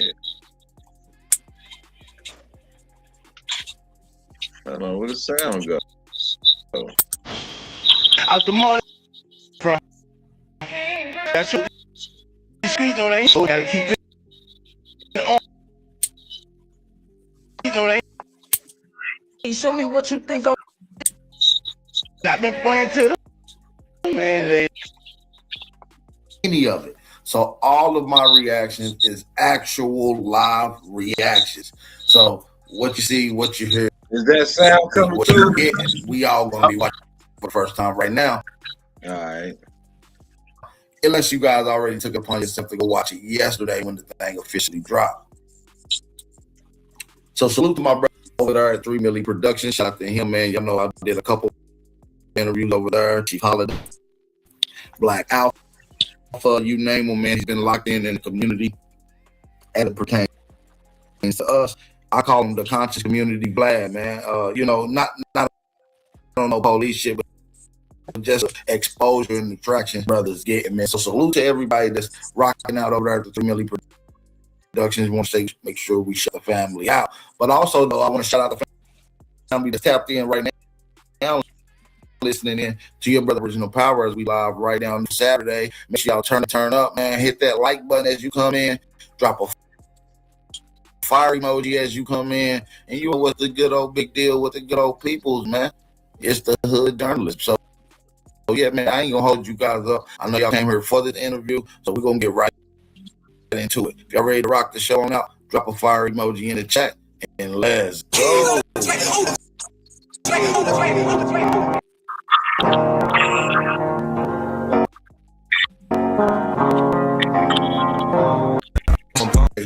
No, I think this is absolutely fire. So shout out to him. Shout out to Cam over there at 3 Milli Productions. And let's get right into it, family. Let's go. You've been doing great work. So, man, I appreciate you.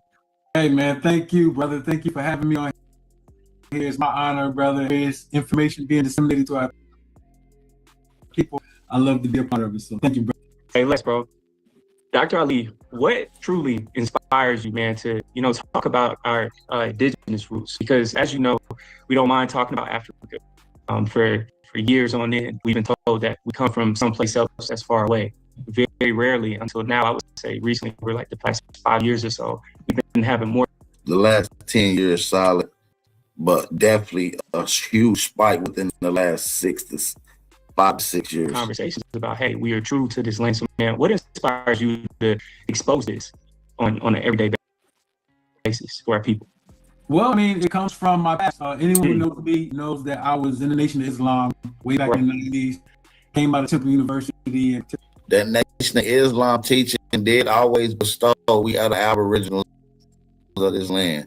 And he always alluded to not doing business with other blacks, especially Africans. So that Nation of Islam teaching gets you right, even though I never came to those schools. Well, I mean, it comes from my past. Anyone who knows me knows that I was in the Nation of Islam way back in the 80s, came out of Temple University and participated there. And one of the things that was the bedrock of me to be in the You want to talk about that?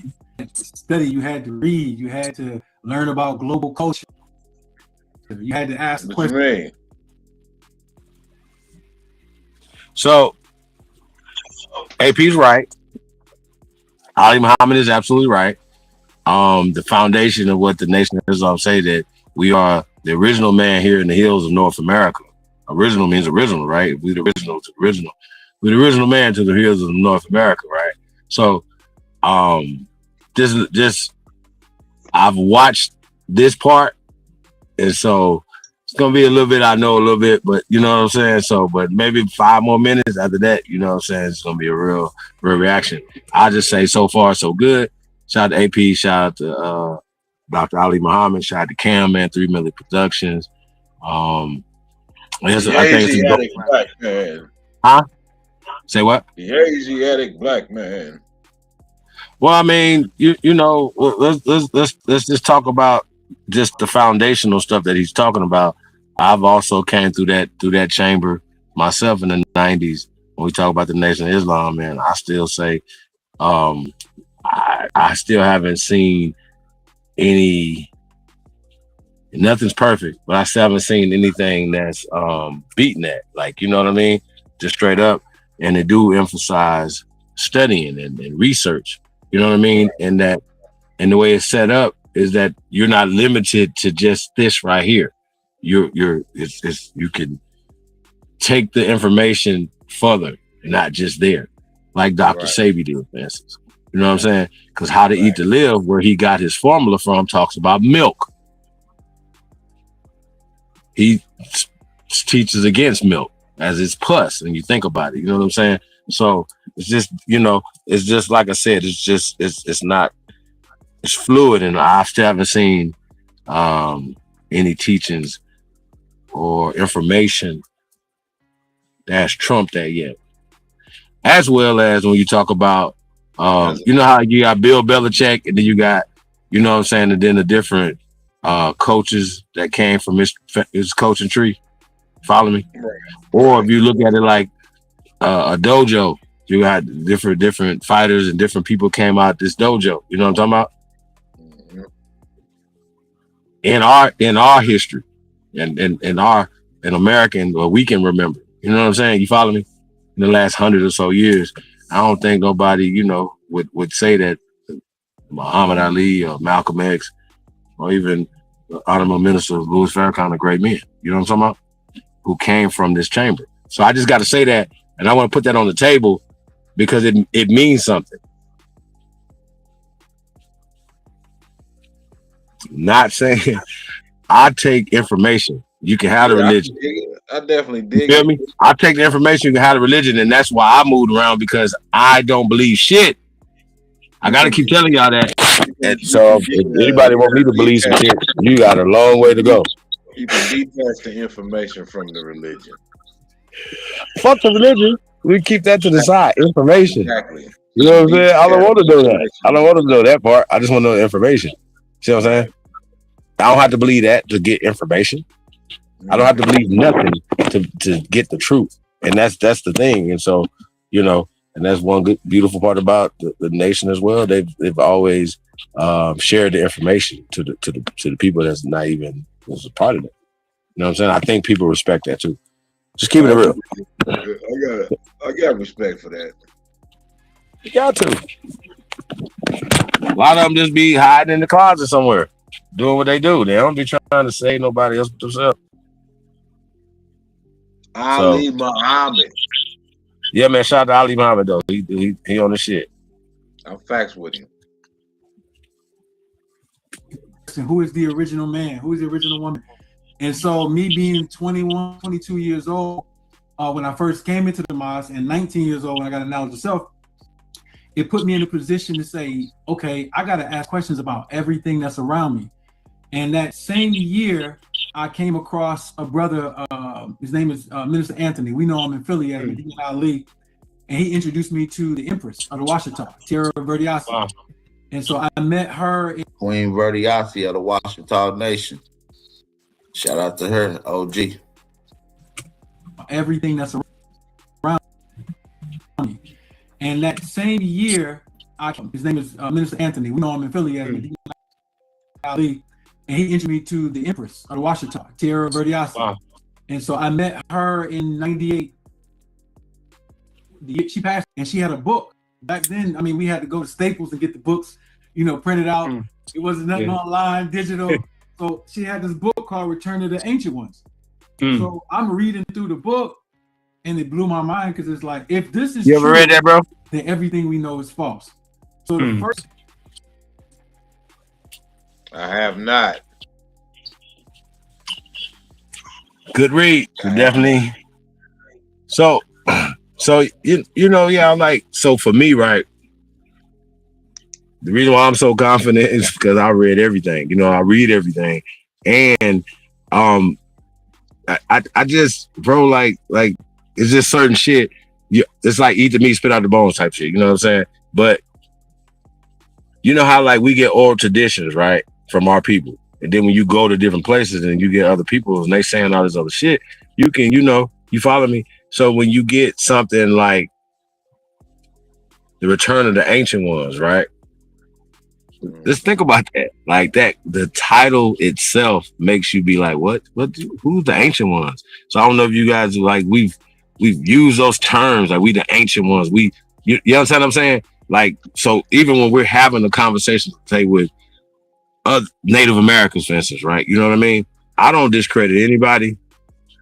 You know what I mean? I don't do that. However, we are the Ancient Ones. So I just want to put that out there. We are wearing the Ancient One's skin. That's right. Hold on 1 second.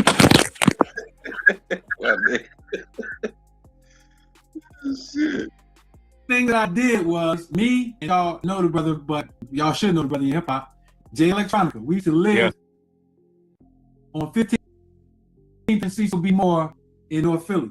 Hopped on a plane and went straight to Mexico City. Went to Tehuacan, to a con. We went to all these places and we were looking at ourselves like, man, how come nobody ain't tell us about this, bro? This is early 2000s now. So after I came back from that trip, it was over. Because I took subsequent trips to other places, but I'm sitting in my head like, we got more pyramids in St. Louis. We got more pyramids in St. Louis than they do in Africa. We got more pyramids in Ohio than they do in Africa. We got more pyramids in Mexico. We got more pyramids in fucking Peru than they do in Africa. The Americas got more pyramids than the rest of the planet put together. You can take every other continent besides America and put them together. They still would add up to the amount of pyramidal structure that we have here. This is a known fact. Talk about it. Louisiana, Mexico, then we got any other place in the world. If this is being hidden from us, it's being this hard so far. Hidden for a reason. Oh no, Ali going in, man. 30 years, well, 28 years of my life been dedicated to researching our indigenous past, because it was my belief that we have all these researchers, all these great teachers, African, all of these, and this whole body of information is missing. But then I found out. I remember when Ali Muhammad was running around in the conscious community, in the Pan-African community, he's standing on business though. Yeah, that's what I'm saying. He's always been on this. Yeah. Why? As I continue to study. You found out why. Break that down, brother. Why is all of this information about ancient America hidden from us as a people? Why is that so, in your own opinion? Yeah, it's a very simple thing. Colonization took place. We know, we read about it all the time. All right, the Portuguese, the Spanish, French, they all came to a new world. Flag on the play. Hold on real fast, bro. Headed by powerful bulls.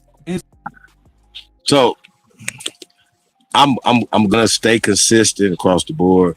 There's no such thing as colonization. It's called indoctrination, right? And it's interesting. I seen this part. He's gonna speak on it, but as he's just said that the colonization process had happened, right? There's never been a war where dusty Europe got off a boat and beat us in any war, in any capacity. It's not possible ever in history, world history. And it's not possible in the future, ever. It's never going to happen. Then nobody can whoop us. Nobody got off a boat and put us in chains, fuck on us, none of that. And I'm tired of that narrative being pushed, right? And brothers is coming along. Shout out to Ali once again, but there's no such thing as Christopher Columbus and colonization, and the Europeans brought us from Africa. We were slaves and all this other stuff. That's fake, false, and I'm just done with that slave narrative and that they colonized America. And the reason why we have this language and we're doing anything, we built all these amazing things that predate all that stuff, right? They call it pre-Columbian. I'm like pre-bullshit, pre-Harry Potter. That's what they should call it. Fuck Harry Potter, fuck Christopher Columbus and his mama. That shit's not real. But if we continue to push those narratives that these things are real, it still empowers them. They still control history. If they burnt the books and did all this right here, don't believe shit. Why would we take bits and pieces of it to believe? To regurgitate and teach it? The colonization is current. It's currently going on. Well, our brains have been colonized. Yeah, and the influx. If you let somebody immigrate here, then you give them rights here. That's not colonization. That's what we did a couple of years ago when they let all these 10 million motherfuckers run through the border and gave them asylum, right? That happened 120 years ago for them. The fuck are we talking about? Let's keep it real. Everybody don't want to keep shit real. I keep it real. We was never slaves. Nobody never owned us. We own motherfuckers. Period. The only slaves are Slavs. Keep it simple. Stupid. Everybody just want to be flamboyant ass, amazing niggas that we want to talk about all this extra bullshit that these crackers are taught them. Nigga, shut up. It's not real. For Columbus is fake. Period. There's no such thing as colonization. I want people to get that through y'all motherfucking heads. If you believe that you was owned, show me. Show me where your people were owned by some pale skin. Show me. And then I'll show you the man at. How did that's there? That don't make sense. You can't show me where you from Africa and where you was owned by anybody other than your own goddamn people. Okay, see. Through bloodlines. Yeah, I think this is the kind of, like, for me, it's like kind of remedial, like, you know what I mean? So that's why y'all be like, where y'all been? Where you been? I'm in the field. I'm actually applying this as opposed to talking. I said that's what everybody's doing. There's a lot of people doing this on their free time and having a good time. You know what I'm saying? A lot of niggas, this is they free time, is they full time. Shit. And nobody want to do the work in real life, bro. So I prefer to get out here in the real world and make some changes and make things happen. Not to say that we don't need these airwaves and stuff like that as well. But I think I've been saying that we just need to balance it out. That's all. Yeah, this is like my downtime. Yeah, I'm just saying though. It's a good, you know, like to disseminate the information. Because everybody ain't on that, bro. T-Dub, what up? Everybody ain't on the information that you own though. You feel me? Yeah. Hey man, I gotta tell y'all, man, I'm fucking with Drake's album. I'm only like about 10 songs in, and the Iceman, man, that shit hard, bro. Oh man, bro, I'm sorry, bro. I'm sorry. Iceman turned. The revenge of the nerd, boy.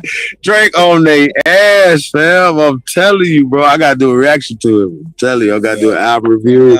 That motherfucker told, bro. All right. That motherfucker said, I'll take that 500K because I can't learn nothing from you niggas. They gonna hold everybody ass. But, oh yeah, y'all was playing that pedo shit, yeah. That nigga on their ass, bro. He is not fucking around. 3 albums, 43 songs on their ass. I mean, that's how you get. I mean, you know. I ain't skipped yet. Shit, he's fighting for the life of his career. He gotta do that. I don't. ain't heard You know what's it, crazy, T-Dub? T-Dub? I never thought that he was in jeopardy of what? How? What? How? I would say how is his career? Think about it from this perspective, right? And I just got to keep saying this. Nobody was listening in their car. They not like us unless it came on the radio. And come on. And so I think when you start getting like I don't like when everybody want to be favoritism. Like, you know what I mean? Like, if the man's a pedophile, then that's something different. But if he wasn't, what y'all on? You see what I'm saying? I'm talking about the fact that, you know, he was a small head exposed as a culture vulture. I think that ship sailed a long time ago. I mean, Rick Ross just did a song with Max P and what's the name? Minx and what's it called? That's my shit, right? But Rick Ross, last time I checked, is still a correctional officer, correct? What are we talking about? So I don't think Max P, right? I know we're getting off the subject right here. Ali cooking. I ain't doing no song with Rick Ross, nigga. That's my point. Yeah, I See, mean, you see, know, that's my that point shit though. lead to Everybody got chaos too. favorites, right? They pick and choose who. T.I. did a goddamn Crime Stoppers. What are we talking about? Yeah, I was. What do we what say? Come on, bro. What part of the world? So you see what I'm saying? So why wouldn't Gunna and all them do what they do? I gotta quit listening to T.I. too. Man, I fucks with T.I., man, but like just musically, like, It's bro. hard to At this separate. point, It's hard to at this separate point, the music from the. y'all know I fucks with Jay-Z, but guess what? Once he found out, did you know before or after Perez was the cartel informant? I mean, what are we doing? See what I'm saying? At some point, we got to be like, okay, he ain't selling drugs no more, or we just giving shit passes, bro. Like, come on, fam. Like, niggas is doing, like, no, I ain't saying this. It's exceptions to some rules, but let me know. Like, the niggas move the goalpost too much. You know what I'm saying? I look at Drake. Well, they need to stop moving the fucking goalposts. I mean, you know, I look at the culture like a plant. That nigga Larry Graham's his daddy. That nigga he got a grandmama that's from here. He's one of us. You hear me? Yeah, That's it. I don't take it like that. Like, of course, you know, he gotta honor his mama. You know what I mean? He ain't tell, you know, let's just keep that real. He gonna feel the way about his mama the way you gonna feel about your motherfucking mama. The fuck? Niggas is crazy. Like we have cornered the market on we the only motherfuckers supposed to have some feelings and shit. Like we the only motherfuckers supposed to get mad or happy about some shit. Y'all crazy as fuck. Remember the experiment we did, the White Lives Matter, everybody got mad. I said, well, don't y'all think they get mad when they hear Black Lives Matter, stupid motherfucker? Think about it. It's only fair. But listen, y'all. I hope y'all seen that Cat Williams joint. I mean, not Cat Williams, but that Kevin Hart, bro. Please tell me y'all seen it. I've seen pieces of it. That's the next thing I'm gonna watch. Actually, Sheesh, I can't even say nothing about it. I seen clips, but I just haven't been able to watch it in the last couple of days. But I'm about to watch it. It's one of the best roasts I've ever seen, man. I gotta say. Cat Williams. I did see the Cat Williams part. I've seen Cat Williams part. I can't even say it's the best part, but yeah, it was definitely a surprise for Kevin. You know what I'm saying? For the people. That shit went crazy. I heard it was fire. They was what? I heard it was fire. Super fire. That's what I'm saying. It's the best one I've seen. Period. But at the end, Kevin got the mic. He could get everybody back. Yeah. He got everybody back. Even Cat. Yeah, he was supposed Yeah, to. he had some shit I already wrote for Cat though. You know what I'm saying? So them having Cat on there was like a surprise, but then he was like, he was ready. Yeah, that shit went crazy. Cat Williams is a genius though, man. Like, you know what I'm saying? But he had to, you know, like you seen his whole shit? I don't know because I ain't seen the roast. All right, y'all want to tell you this. So you gotta watch it, man. It's definitely dope, yeah. But you know, my mind was going different places. I just think, you know, far as there's on man shit, bro. Like men just, you know what I mean? Like, what are we doing? Like, what are y'all talking about? What? Like, ain't nobody paying attention? You see what I'm saying? That's all I was. I'm like, if that ain't real, then what he doing, that's weird to me.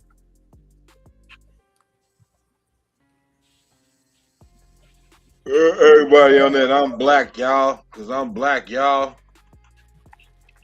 Who on that? Sound like I hear that shit every day when I go to a chat. I'm hearing shit on the panel. Are you talking about around here in these parts? Shit, every damn where. Oh shit, my bad. Not over here, nigga. No, I'm just saying. I mean, it's a lot of weirdo shit going on, man. I don't, sometimes you gotta let shit It go. ain't everybody. It ain't everybody. But yeah, man. Going back to Ali Muhammad and this right here, man, going in for sure. But He had just brought up that slave narrative shit. So see, that's what I'm saying though. Like, why can't we be? Why can't none of us find the slaves? Why are we not tracing slaves in our genealogy? I mean, how is it possible? You say why are we not? Why are we not finding ourselves as being owned? Right? See, when we start talking Jim Crow, that's 20th century. And that's just beef. They just did Jim Crow in Colorado with the Venezuelans in the little town. They was like, y'all can't come over here no more. And start killing niggas. And had asylum and you couldn't do nothing. Chicago, they start carving out little sections. This ain't nothing. Niggas act like this is not nothing new. Bloody the roaring 20s, the bloody summer, the blah blah blah. Like I think everybody's retarded at this point. For real. They was having a Great Depression around that time. Nah, niggas should have the 30s. You just got here. You literally just got here. How you having a Great Depression? You're broke. How you just got here? That was their Great Depression. What are you talking about? How did you think about it? Like, so all these safety nets had to listen. We never had none of this. We had no prisons, no orphanages, no nursing homes, no nothing. We didn't need that. We had a system. Once you bring all these people here, what you gotta create something. Prison, you gotta create orphanages, you gotta create nursing homes. Stumbled across some breadcrumbs with the orphan train with trains, dishes and shit. The fuck? Depressed? Okay. Mm-hmm. Well, did we know about it? Why we didn't know about it? You see what I'm saying? See what I'm saying?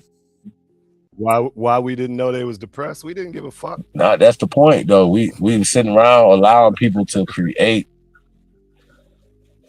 these things that, bro, every city that you in, the foreigners dominate. Right. Fuck. You don't understand how many damn dot forehead motherfuckers I've been seeing in the last year. California's over, bro. And I'm in the middle of the country. Everywhere I look, I'm seeing these motherfuckers. California's over. Period. It's a foreign country. This is just terrible. Street signs in Chinese. Fuck you talking about?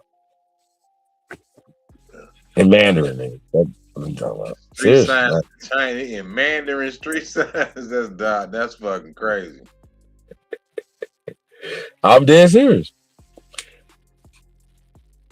Hey man, shout out to my nigga Head Firekeeper, man. I don't know, send the niggas up, man. For the balls. Please tell me you bullshitting, Chief. Hell no, I'm definitely not. No, I'm not. I'm really not. I'm dead serious. I should have took a picture of it. I'm dead serious. You roll by something? Oh, come on. Get the video footage. Yeah, get that shit. Firekeeper and his partner was on that last needs night. to be exposed, bro. Firekeeper was on last night. See me up. Yep, man. This little one of his partners from Oakland. Hit, yeah.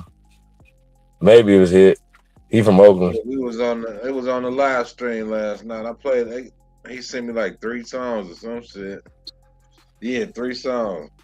2 of them I was slapping. One of them I was like, yeah, it might grow on me though.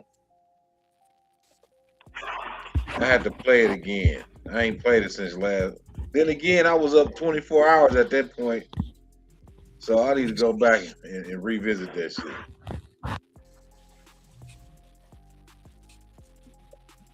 You know, he up probably bending some corners right now.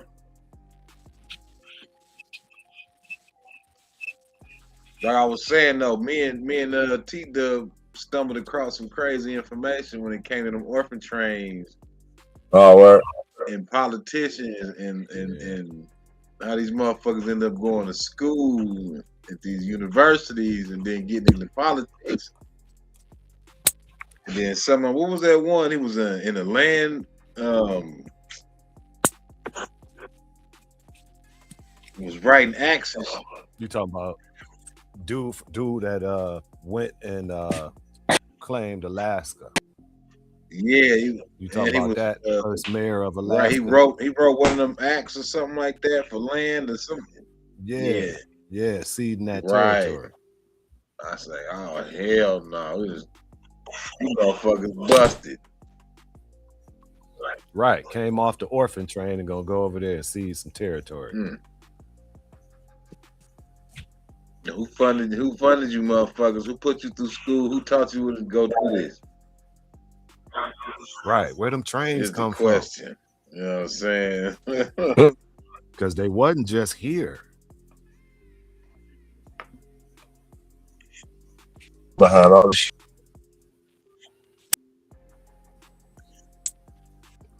Who breaking up? Is that No. I'm finna start playing this reaction some more though. All right. Mic check. Mic check. What y'all smoking on, man? Man, I just hit some shit down there, knocked me out this chair. Man, I got some type of runts with some of these diamond hash crystals on it. Ooh. That sounds like some of them used 40s, man. Shout out to Stizzy. Sheesh. Whoa. Some nigga started rubbing his hands together. I heard that shit like, ooh, wait.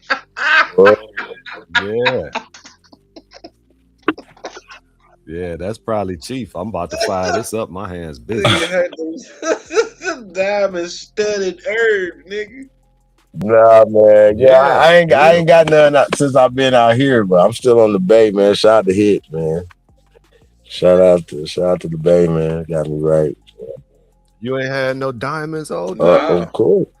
No. Oh, he said he has What? I don't think so. Shit. So you don't even know what I'm talking about. Nah, I may not. I don't know, man. Shit be changing names when it gets different places. Okay, so they got an extraction process, right? They take keef and they condense it down to one big giant ass crystal. Man, And it, you know, it kind of look like a Herkimer diamond. It's a heating process and a some type of solvent process. It just basically condense it down to one big giant crystal. Like they make the shatter. Yeah, very similar process. It's much more pure. You can see through it. Because it's the keef. Yeah, almost like glass. No, I ain't had none of that. Man, I'll send you some. You can't be missing out on that. I think I can show you. Hold on, let me see if I can pull that up. So for me, right, I just like good gas. Candy, runts, lemon cherry, gelato. What I'm fucking with right now. Got some black runts. Stupid. Black runts. My son had some shit the other day looked like some chocolate tie. I was like, what the fuck is that? I got some pink runts that's hitting hard. I got a lot of different shit, but yeah, these They had some watermelon bubblegum shit. It was crazy. That shit gone. Yeah, just a lot of I like a lot of different flavors, man, and of indica, like the sativa, and I got a couple sativas, you know what I'm saying? But man, those things like super gas, like nah, indoor only. Oh, that nigga Yeah, bougie. yeah, I'm a connoisseur, man. Shout out to Executive Session, man. Definitely gonna tap in on some good gas. We keep good Oh, gas. man. Y'all be forgetting that kind of shit. What's that? This dude right here? Now, who got it? Like, you saying like, okay, I'll piece that together. I know that's been told already. Of course. And I be forgetting some of that shit. Yeah. Cause I don't really spend money on that shit. You know what I'm talking about? Yeah. But somehow I always got it.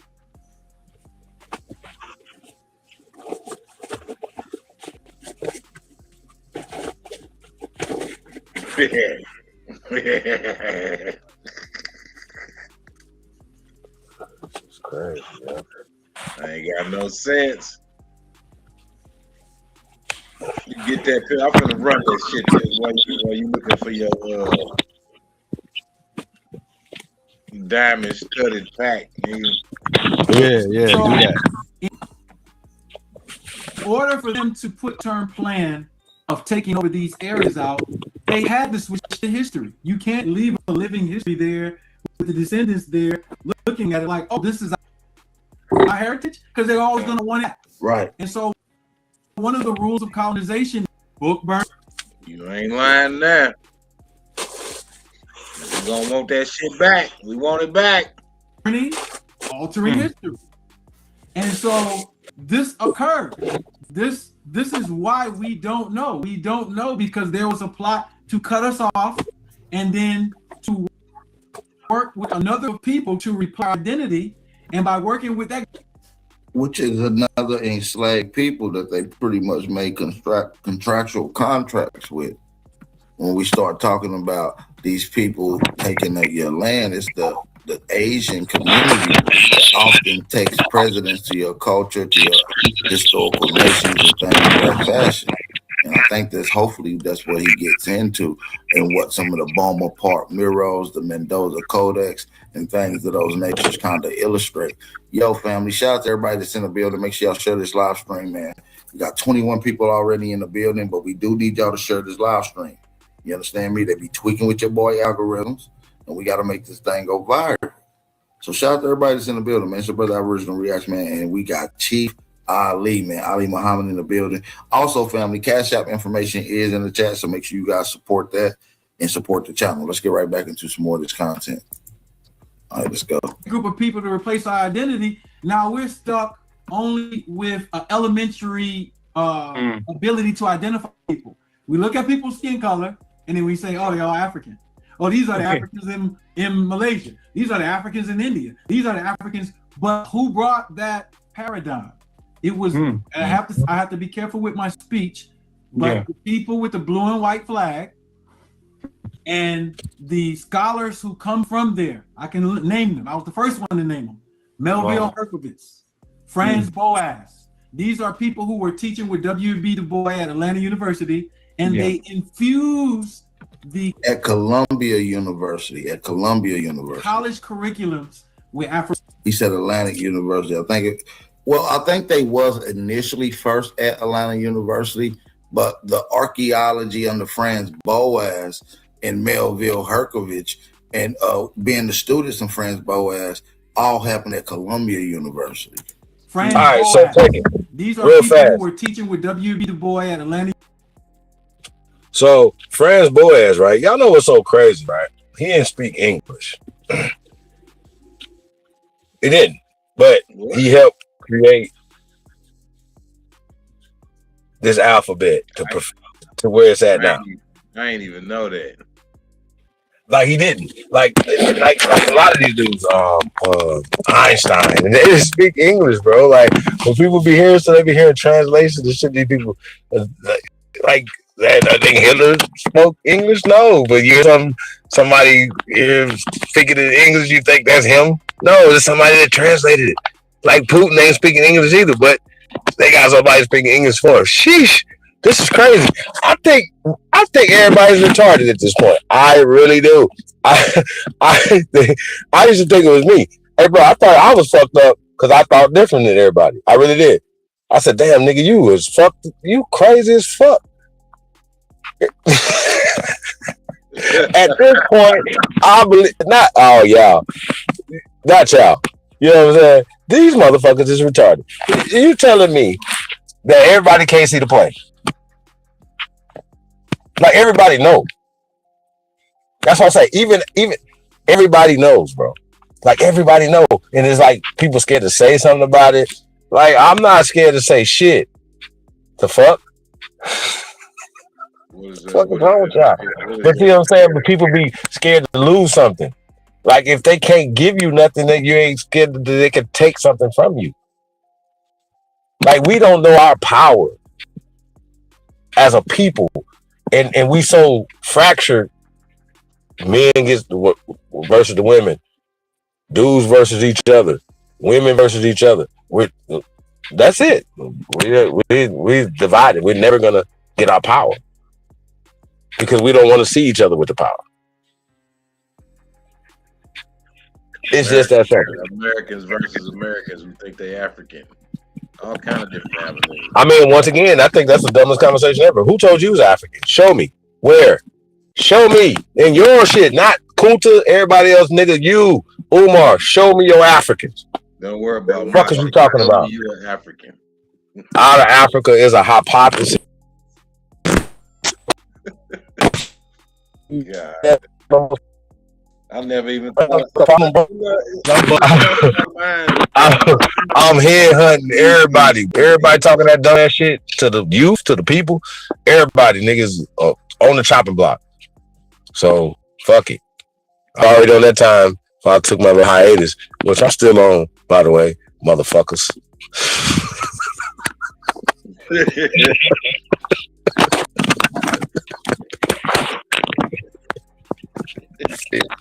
No, I'm just saying, motherfucker on real shit. So I'm gonna keep my real shit.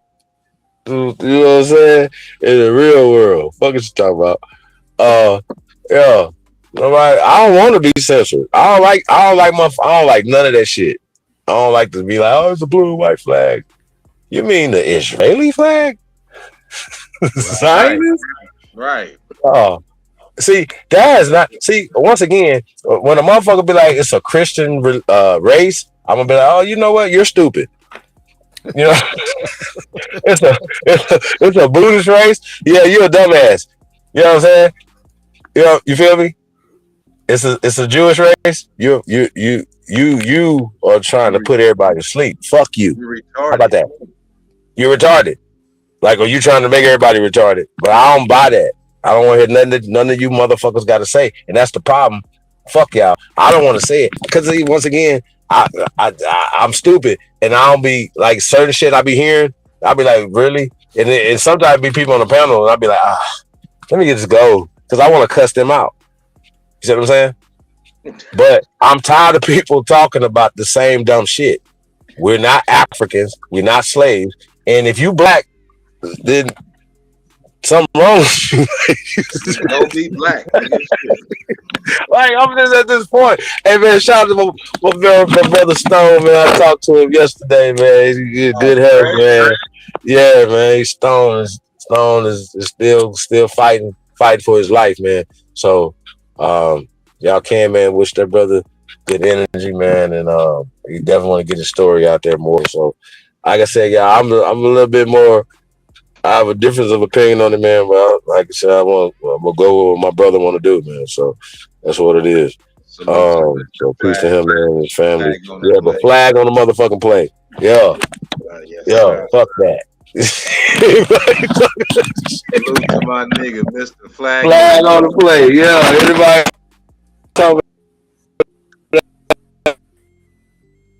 okay. I say that shit in the chat too, man. Free my nigga Negro out the trenches. Yeah. Free Stone. What is y'all talking about? Mr. Flag on the play. He got life fucked up. Mm-hmm.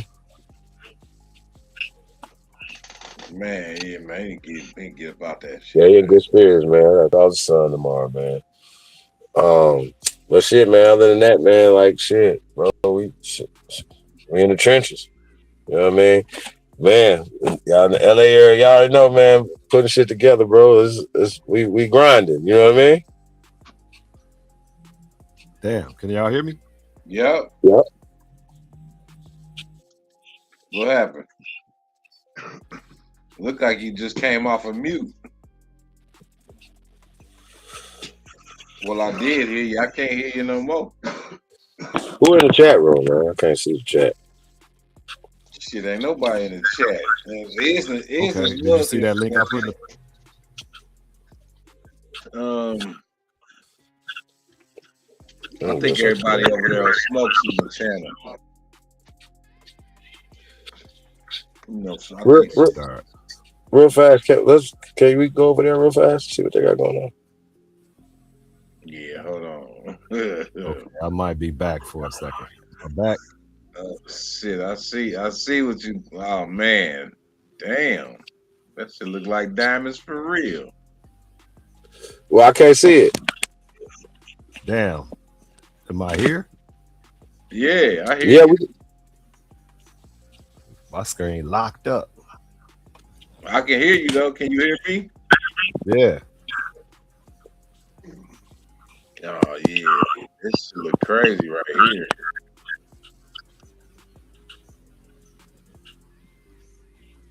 Oh hell no, nigga! You telling me that's weed? That's that's concentrated THC. Yes, sir. It's just purified, yeah. Oh boy. Well, bro, it don't for me, bro. Like I just want the weed. Like when you start, like I ain't never nigga, had that. I had some shit, had so much shit in it. It was just like I don't know if I want that. no. Hey, so you sprinkle that on your weed or you dab it? Nah, I crush it up.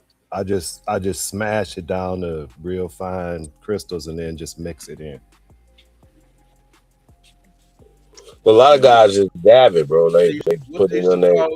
No, I ain't trying to blow my head off my neck. I'm good. I don't need that dabbing shit. Yeah, so they dabbing. You know what I mean? Yeah, everybody got they dab heads. They ain't even flower child. I'm a flower child. I like the flower. I like to touch it. I don't want a grinder. You know what I mean? Man, that shit sound like a primo, nigga.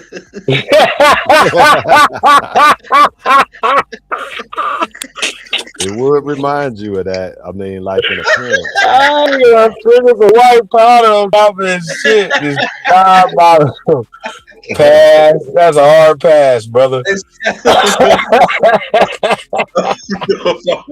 Hey, but in real life though, going back to the Stizzy 40s, right? Like you can just look it up, right? What it is, it's all white. Like it is all different flavors, bro. Like that shit's crazy. Like crazy. I might have to grab some tomorrow, so I can check it out, man. That's Stizzy.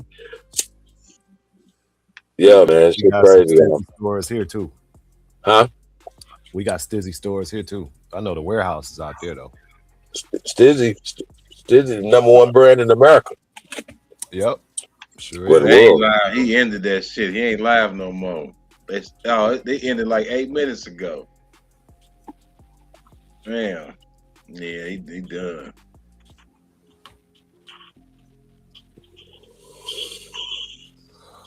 Well, that shit crazy though. I don't know, man. I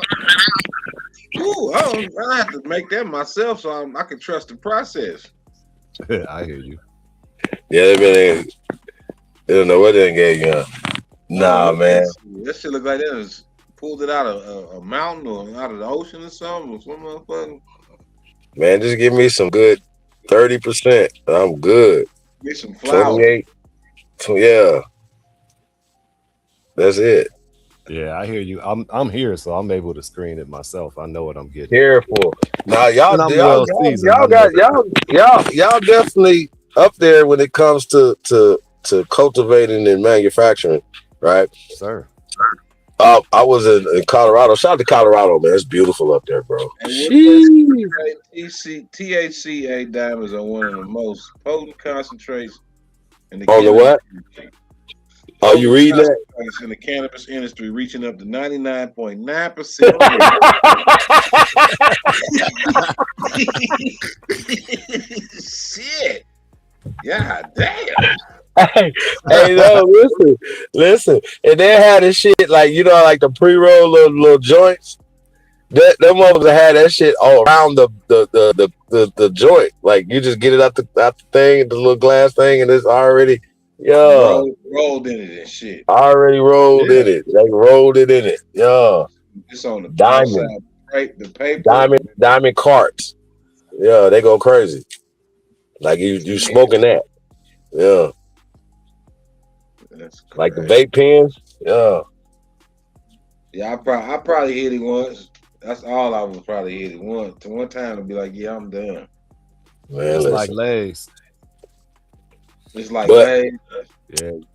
Hey, so I know we kind of got off the subject a little bit. I don't know if you know, like we just kicking it. I don't know if nobody's in the chat room or not. But seriously though, Ali Muhammad's cooking. Yes. Yeah. Like whatever we gonna talk about, like I'm one of them dudes, bro. Like I'm bravo. You know what I mean? Like, cause we need as many voices as possible telling the truth. And they silenced Ali. You talking about 8 years ago, like last time you know silence. It was because they been silencing this shit. Like, that's another thing. Like they had to. Yeah, let me ask y'all a question. Do y'all think why y'all don't think that Ali Muhammad there was never Ali Muhammad and Jabari debate? Why y'all think that never happened? Why Jabari never debated Ali Muhammad? Big as Ali Muhammad was in the debate circuit before Jabari face came on. This the ancestors just gave me this shot. Before Jabari, yeah, I don't think I've ever heard Jabari mention Ali Muhammad's name. Say what? I don't think I've ever heard Jabari mention that man's name. I have. And you know, because Jabari can't do nothing with his information. When Jabari debate people like Ali Muhammad, he have to use like underhanded tactics. He has to lie basically. So Jabari don't like debating no Ali Muhammad's or anybody like that. He definitely don't like debating no Top Cats, no Chief Holidays. Jabari don't want no smoke like that. He would rather debate a Ankh. Or what's his name? The other dude. But they aligned on shit. What the fuck they gonna debate? Reggie. Oh hell no. You know, he'd rather debate people like that. He don't want to debate nobody with no real information because it make him look real bad. That's what you remember when Top Cat asked him about the corn mummies? Ooh.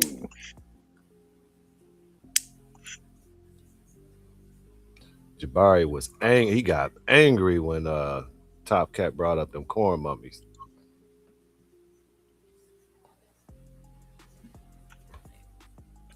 Oh, let me stop. Bring this back.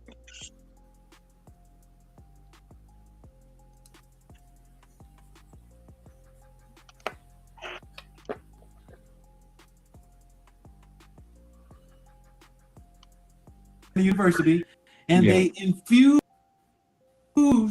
the college curriculums with Afrocentricity.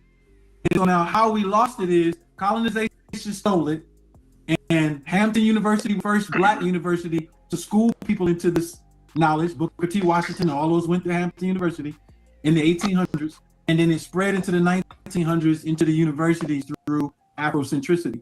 And so now that becomes our paradigm. Even though at the same time, if you go back to the early 1900s, most of the jazz musicians, the blues musicians, all the people were identifying with tribes. Like that died off. Afrocentricity bloomed. We started going to college, and it's a Hey man, man's cooking, dog. He cooking.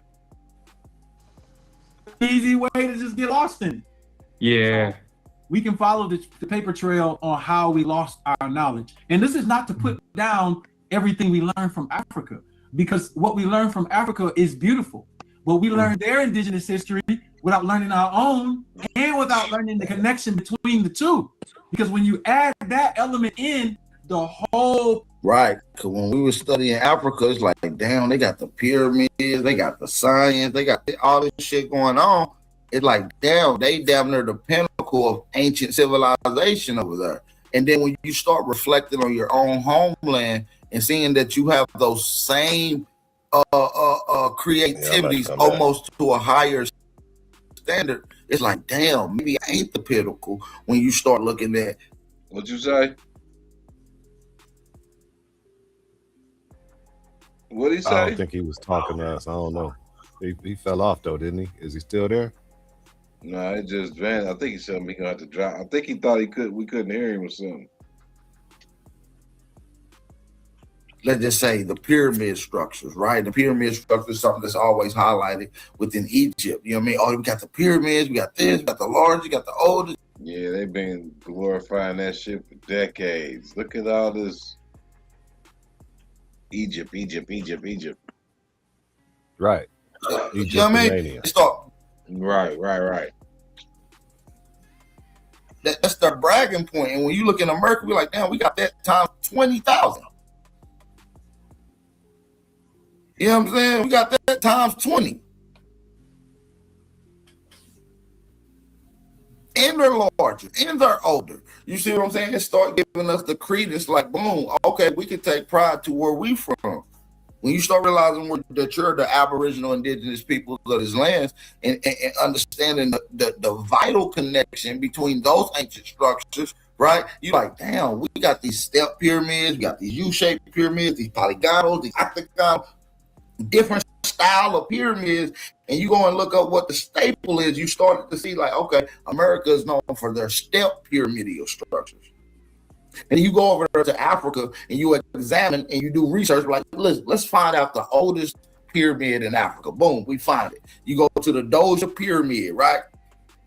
And you look at it, it's like, oh, this is the step pyramid. The oldest pyramid in Africa is a step pyramid. America is known. I don't know how people can't put that together.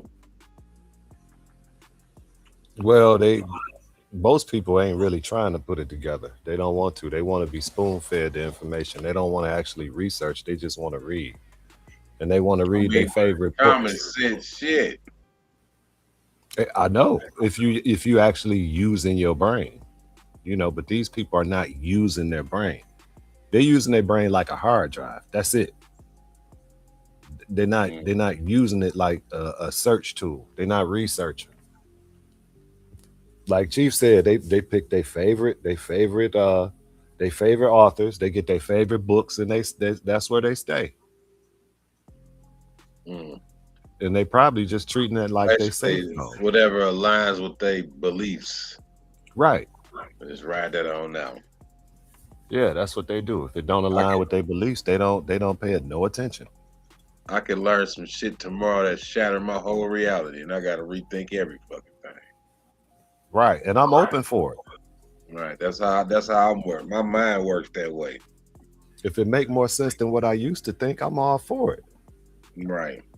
You know, just show it to me so I can dig into that instead of the bullshit I was in. But you know, we got to remember too, people like Jabari, they make a career out of that certain information. If he what if Jabari popped up tomorrow and said he found out that his family was predominantly American Indian? What would he do with his career? You think he'd still be doing trips to Egypt and stuff? Trip to eat. He probably wouldn't. No, he wouldn't be a professor either. My point exactly. He wouldn't be a professor no more. Maybe you feel like at this age it's too much work for him to redirect all that energy. Well, just like you doing trips to Egypt and all that shit, you can also do them same trips in the Americas. But he has to relearn everything he knows. He started in college. And Jabari is 50-something years old, or damn near 50. He got to start all over. He ain't got that time no more. I don't know how old that nigga is. He will have to step back. He had to get behind Ali Muhammad and everybody else. He had to start asking questions all over again. And, you know, there goes his income. Just saying. I could be wrong. Could be right. Could be. I don't know. My man's cooking. Bap came in cooking too. Yep. Reggie too. Reggie would have to. He would have to resituate his whole scholarship. They don't want to do that. They ain't gonna never accept it. How did I miss this? Damn. It was early in the day. You was probably asleep, bro. Oh, this was today? I thought it said yesterday. It's yesterday for me, if you look at the clock. Yeah. It said streamed a day ago or something like that. Yeah, it was like what? Yeah, streamed one day ago. I think that was 2 days ago. It must have been a day I had the ball game and all that shit. It was 2 days ago. It wasn't yesterday. It was probably yesterday. The Chief said that because he ain't been asleep yet. Oh shit. But that was 2 days ago. That wasn't yesterday.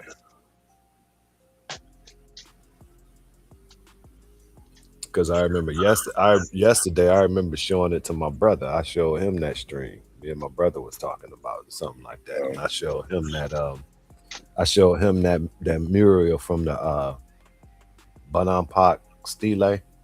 Yeah. Yeah, so that was 2 days ago. All right. Yeah, I've been busy as hell the last couple days. That's how I missed this one. Damn. It was early though. It was probably he probably streamed that about 11 a.m. or something like that. My time. Yeah. So that was probably like 9 your time. No, it was like 9 BAP time probably. I thought that was in my time zone. No, I thought we was in the same time zone. This is what, 3:13? It's 4:13 here. Yeah, hour. All right, yeah. Yeah, so BAP was probably in your time zone. Yeah. I'm on Central. Yeah, but if it's early for me, it's even earlier for you. You don't usually be popping in there until a little later. None be in there sometimes. But that be right around the time I get to the lab, so I turn it on and be working. She must be sleeping, having nightmares of centipedes. She probably sword fighting them in her sleep. Her son stashed one right now. That's fucked up. I'm sorry, son. I would have to kill those. They're all gone. Yeah. And I'm spraying your entire room with Black Flag and Raid. For its incredible step pyramid. It makes you question and look at the connection a little bit deeper. You see what I'm saying? And then once you look at the pyramid structure that came after that, didn't even match the original one. It makes you question things. picture makes sense. So this is not about down in Africa, because a lot of people who come into indigenous knowledge or whatever, they banging on Africa now. And I'm not that type of person. I will make a delineation between the cultures and the history, but those are our indigenous brothers and sisters fighting the same fight as. Hold on, man. The only reason niggas be banging on Africans because Africans be banging on them. Right. They You know be what I'm trying saying? to, they bang on where they think that word Akata came from. The cotton Come picking. on. Ain't They nobody been doing hate that. Africa like that. It's a defense. It's a response. Shit. Why everybody be acting like Africans didn't delineate first though? It's a good question. Because they delineated first. They, you know, How they quick got to it? make But how you distinctions. gonna delineate when you never really was? You know what I'm saying? But what I'm saying is they make a distinction that they are not us. Once they get here, they make sure that people know that they're African and not African American. Right. You know what I'm saying? They don't live in our neighborhoods. They don't really do business with us unless we buying from them. They, you know, they just they make a distinction. You know, like Muhammad Ali's story of why he threw his medal off the Ohio Bridge. You heard that story? Somewhat. When he was talking about he went in the restaurant and they wouldn't serve him because he was black. Mm-hmm. And he said, yeah. I'm a gold medalist. What you mean? You know, I'm better than that. What you talking about? And Give a damn about your gold medal, nigga. yeah, it was like, fuck your gold medal. And then the Africans come in behind him and they serve the Africans. He overheard the employee of the restaurant say, well, he started to tell the African, well, we don't serve Nick. And then the owner of the restaurant said, no, we can serve him. That's not a nigger. And when Muhammad Ali heard that, he went and threw his medal off the bridge. That's what he says why he threw it off the bridge. And I mean, it's not like they're delineating in that instance, but I've dealt with a whole lot of Africans, and they make distinctions. And a short while ago, that's the distinction they were making, and it was big. You've seen it a lot more when it was that outflux of Americans moving to Africa. Remember? Yeah.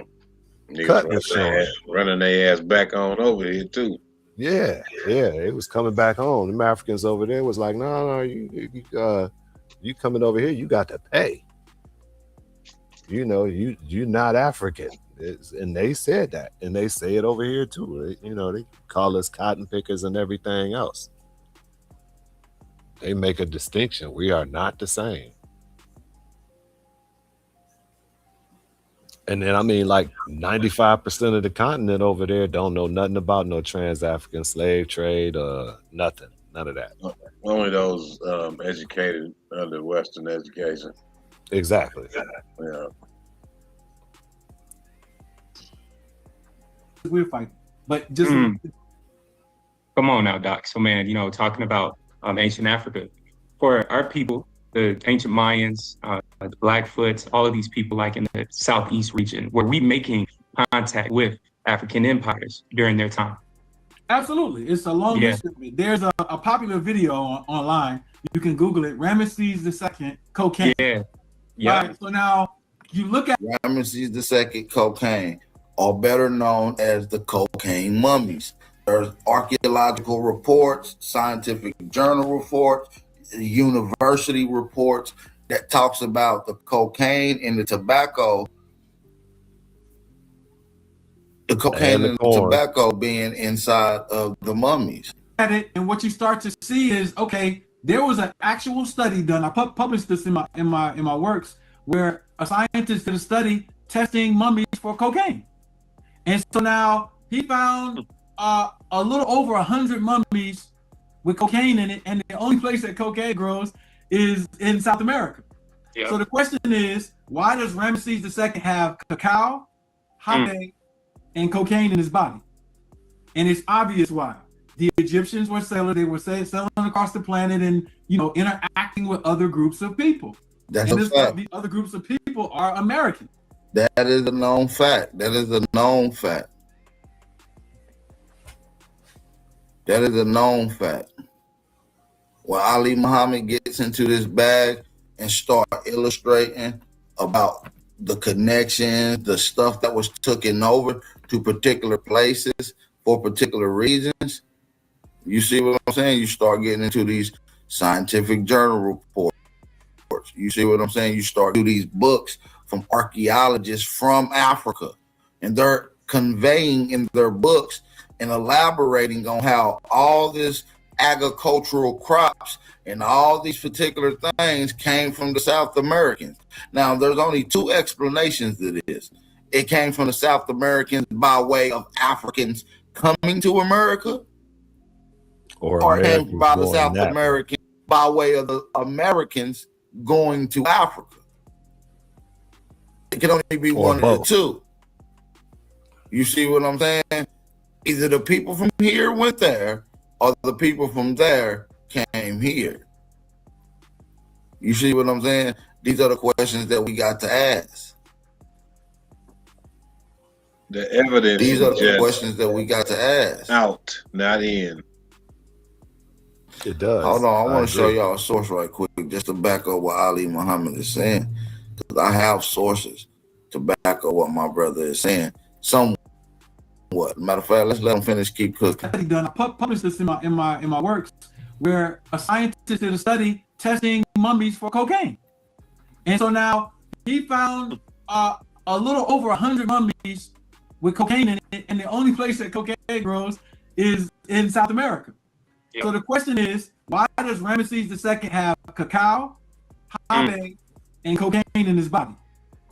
And it's obvious why. The Egyptians were sailors. They were sailing across the planet and, you know, interacting with other groups of people. And these other groups of people are Americans.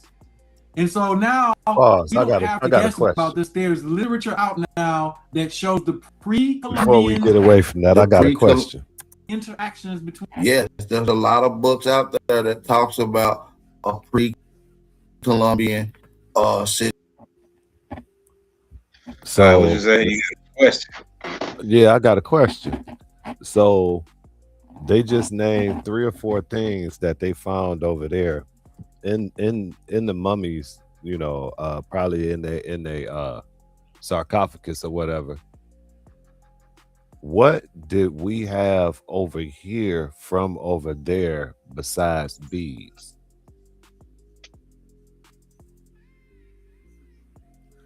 Because they found some beads that came from over there. That's a fact, right? But what else did we have? As far as like trade, like to trade, I don't know. For proof of trade, you know, from Africa.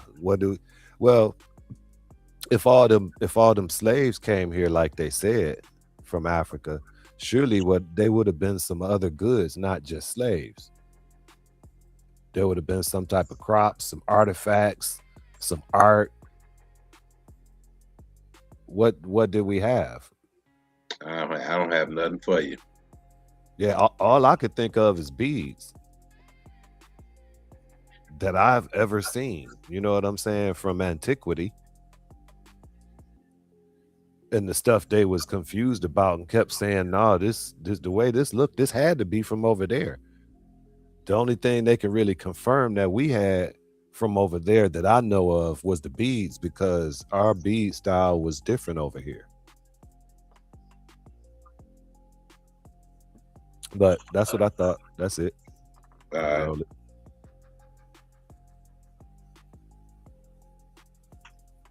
Situation from the Americas. You see what I'm saying? As a matter of fact, let me just get into a couple of my cited sources as we break down this Ali Muhammad interview, because you know we like to show a few sources as we go along. Now look, this is the Sino-Platonic Papers, right? The scientific evidence of a pre-Columbian oceanic voyages. This is by John L. Sorensen and Carl L. Johannesson. All right, these are the Platonic papers. It goes through various different shit. Here go the white papers on it and everything, right? That's just one source that talks about a transoceanic voyage. Then when you go to this particular source right here, right, which I want to highlight, I'm going to zoom in on, right? We're going to talk about, in this particular page is from 387, and this is from the civilization in ancient Egypt, in the ancient Egyptians. This is written by Kantanga A. Bongo. Now look, in this particular thing, it said the biggest change that the South Americans brought to Africa was the wide change in agricultural from foraging to cultivation. Not only did the South Americans introduce cultivation to Africa, but it introduced a wide variety of crops to Africa. The land in North Africa at the time had amazing agricultural potential. But what was lacking was the variety of agricultural crops. The wide variety of crops that the South Americans to Egypt was one of the principal factors that led to the rapid rise in the prominence of ancient Egypt. Today, more than 90% of food crops grown in Africa that exist come from South American Indian food crops. And it goes into a whole list of things that came from there. And one of those things that's highlighted that came from America is the cacao, which is in particularly found with Ramesses II. Also the tobacco, which is illustrated also in this particular text that was brought over to Africa, that is also found in Ramesses II. And it doesn't mention cocaine, but we also know that cocaine is also, part of that as well. What is low, family? American isn't this? What is low? What is low, American business? What is slow? I mean, what is low? Let me know. So we just want to show you some sources just to back up what Brother Ali Muhammad is saying. You know what I'm saying? We're going to finish getting and reacting to this interview. Shout out to everybody that's in the building. If you are in here rocking out, go ahead and hit that like button. Yeah, didn't that have some shit from Africa in there?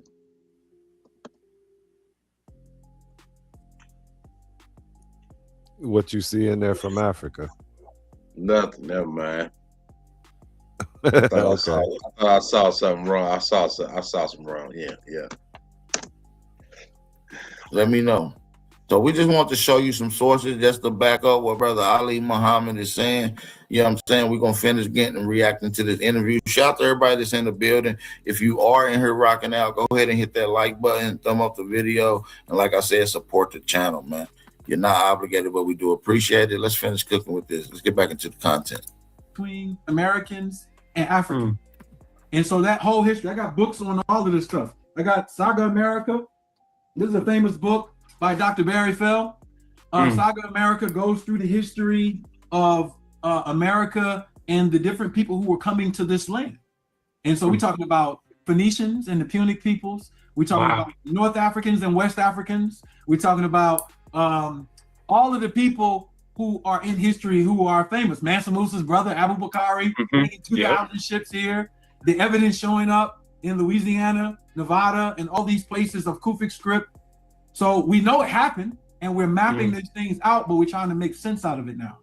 So it did happen. There's an extensive history of Africans interacting with Americans. Right. The Kufic script is one of the oldest languages that's spoken in Egypt. It was spoken in it was spoken in the second and third dynasties in Egypt. It was one of the prominent languages in Egypt. And when you get into the Kufic script, there's revelations of a Kufic script being found in Nevada that predates the whole entire language base that they categorize. That's when you start getting into Barry Fell's whole study of everything else. What do you think is so special about this land over here that for thousands of years the world always wanted to just constantly come here? What is it in your own eyes that's just like so special about our land here in America? I answer quite easily, and sometimes you don't even need anthropology and all kinds of stuff. Yeah. Ask the question of why everybody loves Black Americans right now. Why do everybody follow our culture, our dance, our dress, our swag? It is the leftovers of what they used to do thousands of years ago. Right, and it ain't even to the highest degree. I'm gonna let Ali Muhammad cook on it, but yeah, it ain't even to the highest degree. They love us because of our cultural impact and our cultural leverage. See, a lot of people have culture. Every group of people have culture. A lot of them don't have cultural impact, and almost hardly none of them got cultural influence. This is something that we almost thrive in naturally without even giving it any thought effort. It just naturally comes. And so when you got people that understands that, the science behind that, focus on the science behind that, and not able to be limited by colonial powers, sky's the limit, and the impact becomes even more glorious. You understand what I'm saying? They start creating religions based off of your whole philosophy of way of life. You understand what I'm saying? I answer the question very easily. Sometimes you don't even need anthropology and all kind of stuff. Yeah. Ask the question why everybody loves Black Americans right now. Why do everybody follow our culture, our dance, our dress, our swag? It is the leftovers of what they used to do thousands of years ago. Ain't nothing changed. So when you come and you see the pyramid building here, you see it spread all the way to China, and you see I'll give you an example, something that's very simple. Trump just went to meet with the leader of China. What is his name? His name is Xi Jinping. Xi, where does that name come from? That's not Chinese, bro. That is Mayan. So now you have to ask yourself, how did Chinese people get an American name in history? We know why now.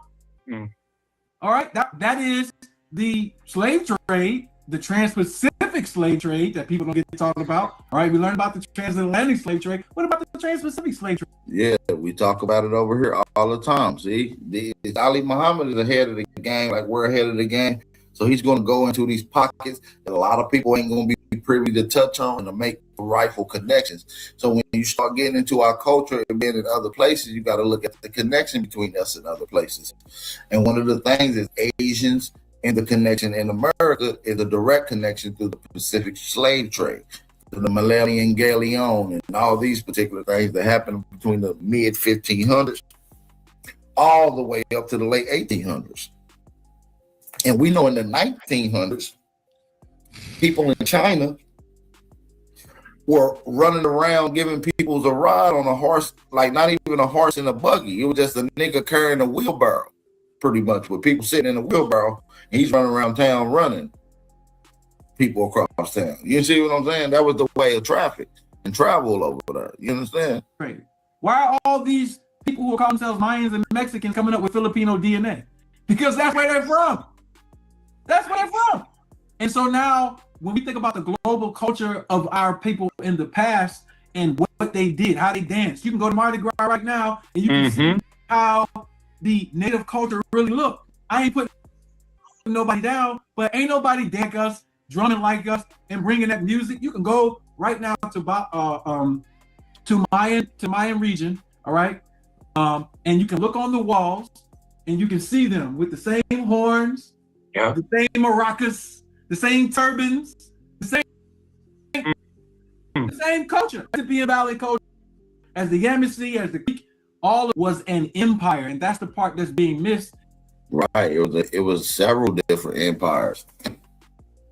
There was confederacies going on. You feel me? When you start breaking down the ancient cultures here, long before these tribal names like Yamasee and shit like that, it was broken down into 3, maybe even 4 divisional cultures. You had Mississippian culture, Poverty Point Hopewell culture, and then you had the Adena culture. You see what I'm saying? These are what they would classify as the builders, aka the mound builders. And we know for a fact that the mound builders are the ancestors of the Olmec, aka the She people. Okay, we know that to be a fact. We got the sources right now. You see what I'm saying?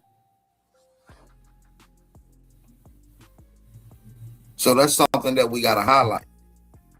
When you start looking at the overall picture and the connection, the story gets even more broader. A story that mainstream science and history is literally ignoring. If I can see the connections and literally make the archaeological and historical connections, right, based off of literature, why can't they make the connection? It's because they don't want to make the connection. And so our swag 1,000 years ago is the swag today. It's the same thing. People will always follow us. That's a fact. The swag that we have today is the same swag that we had 10, 19,000 years ago. How can I prove that? I got archaeological data that proves that. One of the oldest artifacts found in the Americas as it pertains to Aboriginal indigenous peoples, family. Listen, I'm about to give y'all some game. This is a mind blower right here. The oldest I'm gonna give y'all the two oldest artifacts found in America. Pants and hoodie. Literally, the same thing Ali Muhammad is wearing in this interview, they found the same thing 19,000 years ago. And that's a fact. That's a Fendi fact, y'all. So when he says these particular things like this, I need y'all to understand he's been accurately right. And there's archaeological data, there's overwhelming literature that will totally back it up. You see what I'm saying? I can show you it. I've been dropping these sources for years. When we start getting into what is a parka, what is trousers? Trousers is ultimately what we would call pants. Pants was the European. You see what I'm name for saying? it. Let's see how Pantaloons. old trousers are. Let's see how old trousers are in America. Go find trousers. We're going to find trousers and we're going to see how old they are. We're going to see how old they are. Everybody know what trousers are, right? So we're going to just go to the source because we don't play around. We're just going to go straight to the source. He got on pants. That's trousers. Look, trousers. Look at this right here. 17,000 BC in North America and also in Arctic cultures. Look, this is before the thawing of the ice age. You got niggas in North America around 19,000 years ago wearing pants, bro.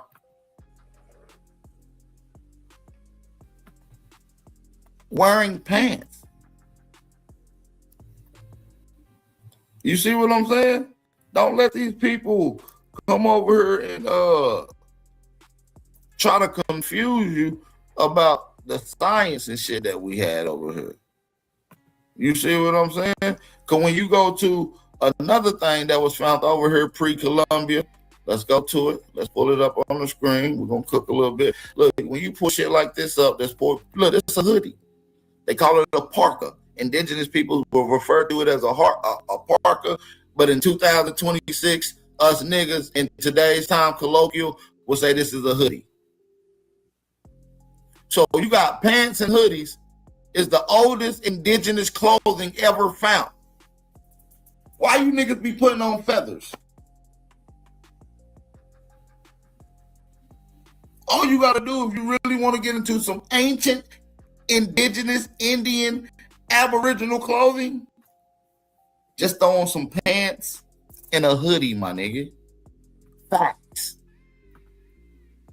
Can't get no more indigenous than that, my nigga. Like it's something about us that we need to really start studying to see why is the world so attracted to us, and there's a reason why. Come on, brother. All of this was an empire. That's heavy because, as you know, growing up in the school system, we're always taught natives were primitive and it was tribes, not empires, not kingdoms. Break that down for us. It was about empires. So I'll give you an example because I did a video on this and people was giving me flack. Haiti is given credit for being the first republic, Black republic, to rebel against colonizers and maintain their republic up to today. History needs to redraft itself. Right here in the American Southwest, Emperor Brim, look him up, Emperor B-R-I-M, Brim, all right, Hoboyetle, was a Black. I talk about Emperor Brim all the time. He was the actual chief and emperor over the Lower Creek. He was the one that was controlling British and the English at that particular time. I talk about Emperor Brim, and that's fucking fantastic that Ali Muhammad is bringing him up. He's cooking.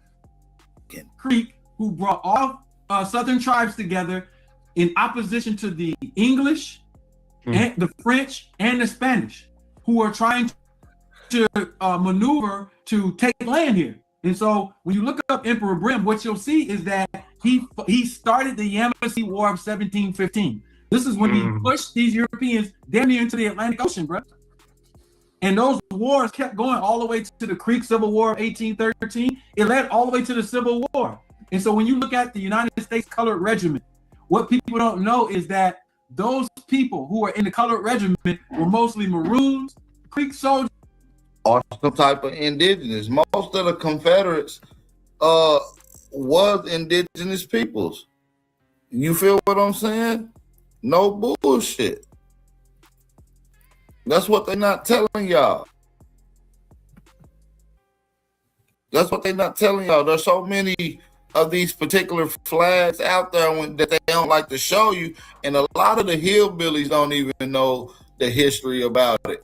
You feel what I'm saying? When you start showing the 38 Regiment of the Lookout Mountain Chickamauga flag right here, look, let me show y'all right here on the screen. Look, 38 Regiment, Alabama, and Vols. Vols is what we will call Tennessee area, right? Look, they say Chickamauga, Lookout Mountain, going all the way out to Chattanooga, Rocky Face Mountain. Everybody know about Rocky Top. Okay, we talking about niggas.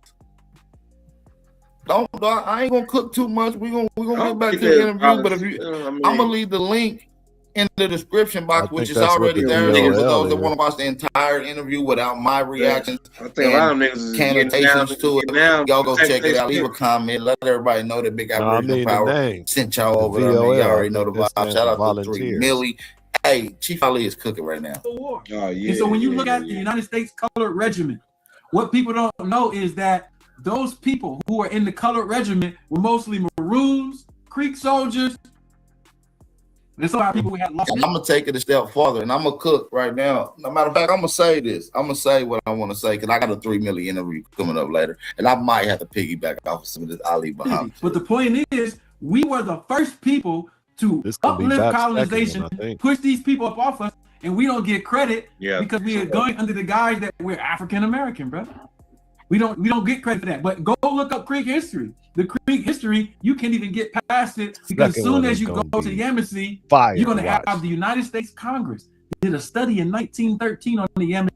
That's a fact. They did a study on them. That majority of the double back is always always Negroes. When you go look at them, that all them particular people in the area, the Gullah Geechee, the Yamasee, and the Tuscarora, which is the main dominant tribes in that particular area that was fighting in the wars, are all Negroes. You got other tribes like the Petey, the Lumbee, all these other particular tribes, the Piedmont, and a couple other particular nations that was up over there. You see what I'm saying? These are not even tribes. These are nations. These things was around long before Europeans co-found. You can go into the 1500s before any European settlements. You already got Confederates. You already got a confederacy happening in this particular Southeast, the Northeast, the Midwest. Already in the 1500s. I got the literature. And a lot of people don't know that the Lenni Lenape was even in the South. They wasn't just in the Northeast. They were in the South doing this confederacy shit. See, and they had to confess that these were Negroes. All throughout Florida, South Carolina, Georgia, and Alabama. Who are these people? Where are they now? Where did they disappear? Where'd they go? Yeah. Listen, man, let me shout out to everybody in the building, man. I do got to shout out to everybody that's in the building, man. We got 174 listening to us right now. 2 people listening to us right now on Twitter. Shout out to everybody listening to us right now all over. Shout that out. Instagram. Appreciate that, man. Let's get a few people to support this channel, though. We cooking. We cooking with grease. We cooking with grease. Hope y'all ready to eat. You know what I'm saying? Tap in or get tapped out. We going up like gas prices. Let's go. We're going to have the United States Congress did a study in 1913 on the Yamasee, and they had to confess that these were Negroes. All throughout Florida, South Carolina, Georgia, and Alabama. Who are these people? Where are they now? Where did they disappear? Where'd they go? Yeah. They still there, bro. They still in Alabama. Black as hell. They still in South Carolina. Black as hell. They still in Florida. They still in Georgia. They're still here. It's just that colonization happened again. That's all. bro, the Yamasi, hearing about them, the Seminoles, right? How influential, I would say, was our people in Florida? Because as we know, people, to this day say Florida folks different, Florida black folks different. But what was going on, man, in Florida in that like 1700s, 1600s pocket? What was going on during that time period? Yeah, so You got the Tim McCollins. Listen, the Florida energy was so different that the John Rothschild and a couple of his constituents found the burial ground of the Temucan chief from out of Florida, one of the most vicious and warlike and intelligent government-ran tribes. They found one of their secret islands, I guess, where they did all their business at. They had houses and mounds and things of that nature. One of the Rockefellers went there, dug them up, created a whole spiritual necromancy seance around it, channeling the energy from the Temuca Indians, and guess what? Created in the federal banking system. That was There's Jekyll a whole Island. shit about the story about the Rothschilds on Jekyll Island, and that island is called Indian Mound Island, actually, but they call it Jekyll Island and refer to, the Rothschild. Let's continue. So here's the thing: Yamasee and Seminole are the same people, but changed by other people in those tribes. So when you go, let's go to the 1600s. In the 1600s, we got to understand. Okay, if they say Columbus got here in 1492, that's around 1500. We get to the 1600s and we look around Timucua, Yamasee, Miami. Miami is the name of a tribe. All of these tribes were there, and Europeans weren't doing anything. They have it in our head that, let's say, when Oglethorpe came to Georgia. Oglethorpe brought a little small people, and he wouldn't even allow for slavery to happen because of fear of the Creek Confederation knocking off his little village. So these people have you thinking that when they came to South Carolina, they owned what is South Carolina today. They was in little huts on plantations.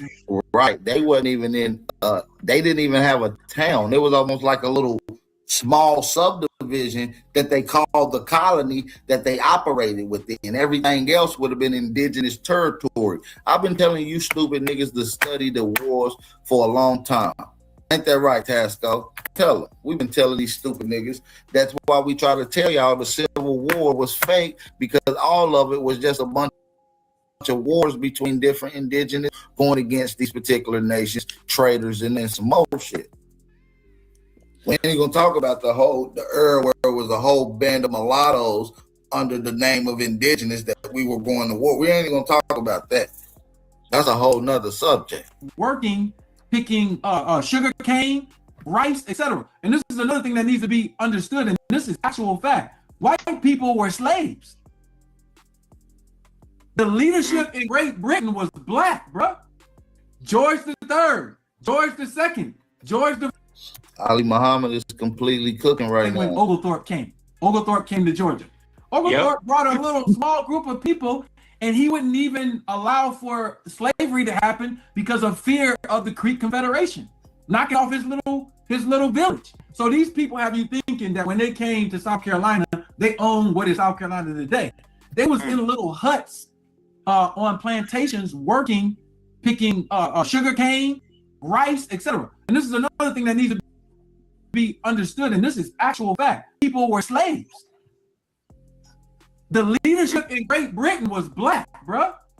George III, George II, George I. All right, Charles V, Charles II. These were black people. And so we need to understand when the shift happened. They were working on plantations. This is what they... That's a fact. They weren't even in rule. They was the workers on the plantations. Let's get to another historical fact. Ali Muhammad is cooking. We just showing y'all some sources to back it, right? So we're going to get into the colonial papers right here. It talks about white slaves, okay? We can just go down to anywhere that you read on this damn screen. They're going to be talking about white slaves in America. That's all it's talking about. As a matter of fact, let's get into it.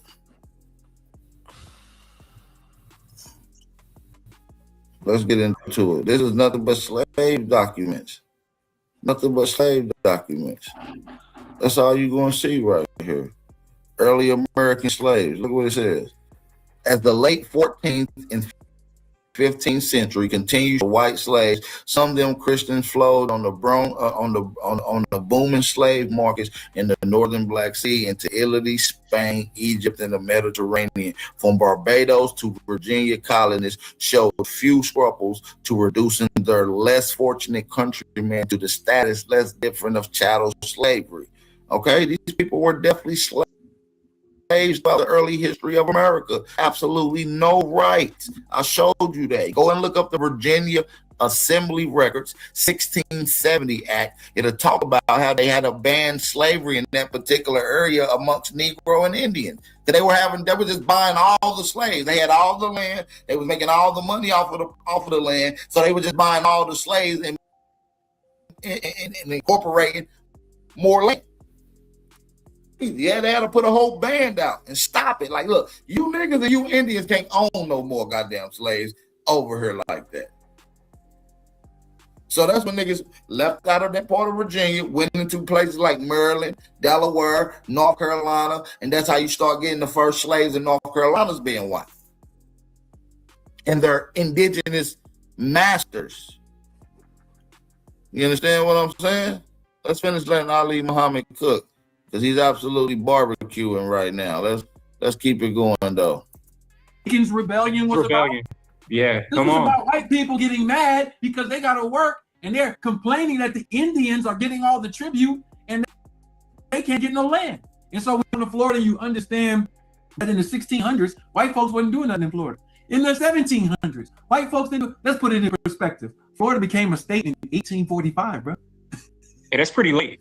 Yeah. That's late. Yeah. They didn't start getting into the territories until after the Seminole Wars. Mm. And so now what you're looking at is if they got to Florida in 1600 and it took them 245 years to conquer it, what was going on? What was happening, bro? And so this is the period that we're missing. It wasn't like they couldn't just, if nobody was there or we were weak and we couldn't write, we couldn't do anything, they would have just came in and just took over all the resources. It took them over 200 years to take over some of these resources. And we need to add a pin in this. We didn't write. Are you kidding me? In 1732, when the British... Yeah, I hate when people say we didn't write. As a matter of fact, we're some of the most documented record-keeping people. Indigenous peoples were some of the most sophisticated record keepers as far as ancient peoples come. Man, we got different styles of records that we had. Not just in Central and South, but also in North America. One of the oldest manuscripts, which is called the Cree manuscript, shows a particular writing that is connected to almost every ancient language around the world. And when it comes to the doctrinatory marks, that's a whole nother linguistics build that I'm willing to get into on another note, but it's really deep. Years to take over some of these resources. And we need to add a pin in this. We didn't write. Are you kidding me? In 1732, when the British came to the creek, there was a chief. His name was Shakili. You can look this up. They have treaties that they've never even showed us. They did a treaty with Shakili and the Upper Creek. He wrote all of his demands. Shout out to Big Dog Philly OG for the $5 Cash App donation. We appreciate the love and support. Make sure y'all support the channel, man. Don't let Big Dog be the only one to support the channel, man. Support the movement, man. Hands on buffalo skin. So they do the process of making parchment from buffalo. That's a 30-day process, bro. You have to know what you're doing when you do that.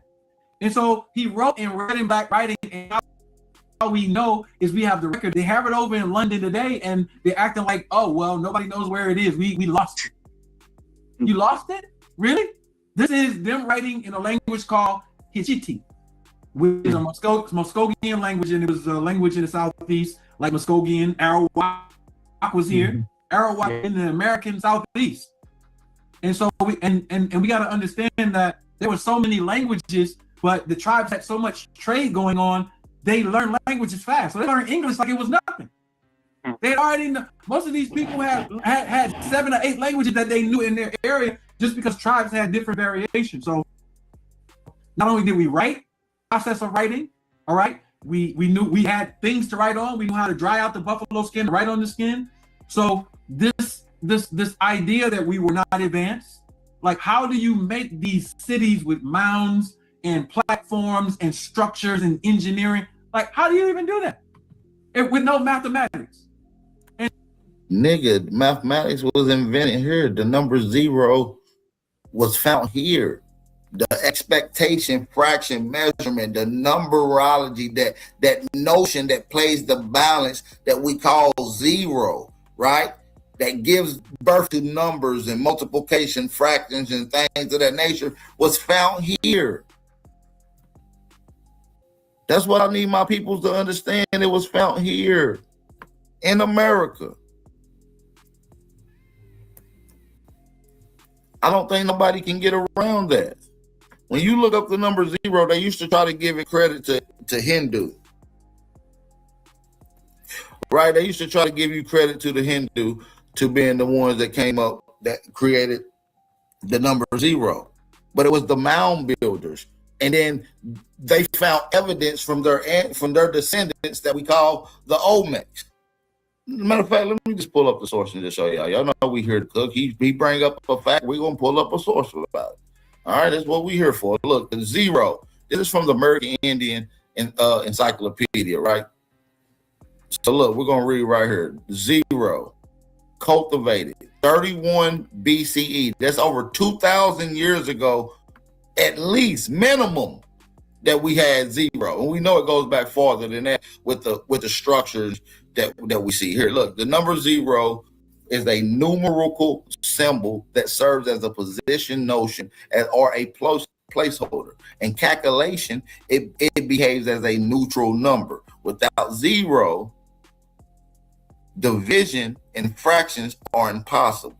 Many Hindu to invent the 0. However, the Olmec culture, who arose in Mesoamerica about 1700 BCE, invented the 0 independently from the same concept that was invented in India around 595 AD. And in Mesopotamia, 0 is thought to have been invented much earlier. Mesoamerican scholars believe that the Olmec were using the 0 sometime around 3100 BCE.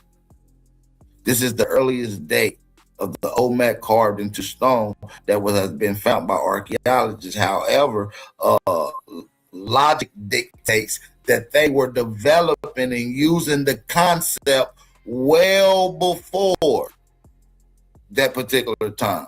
Okay? So we know that to be the case. We know that to be the case. So it ain't no ifs and ands or buts. Nigga, the 0, the numbers, the math came from here. And no learning whatsoever. Like, there's never been a time where Black people have not been advanced mathematically on this planet, even during what we call slavery. We were still right. If y'all enjoying the live stream, honestly, let me get y'all to drop some fire emojis in the chat. Where's the family at? Let's get a few people to drop some fire emojis in the chat, and let's get at least 6 more people to support the channel, man. We're going to finish cooking, man. Ali Muhammad is cook. I love these type of bills. It ain't too many people that can go to this intellectual heights like this, and I really do appreciate it. It is really refreshing and a breath of air to get some fire information out here on the internet. Shout out to everybody that's in the building. This is fantastic. All right. Shout out to Rob Noxious. Stuff and then other people. Everything. Yeah. He gave Doc, a shout out to hearing Rob that, Knox. right, about our technological advancements, Tartarian societies and things like that.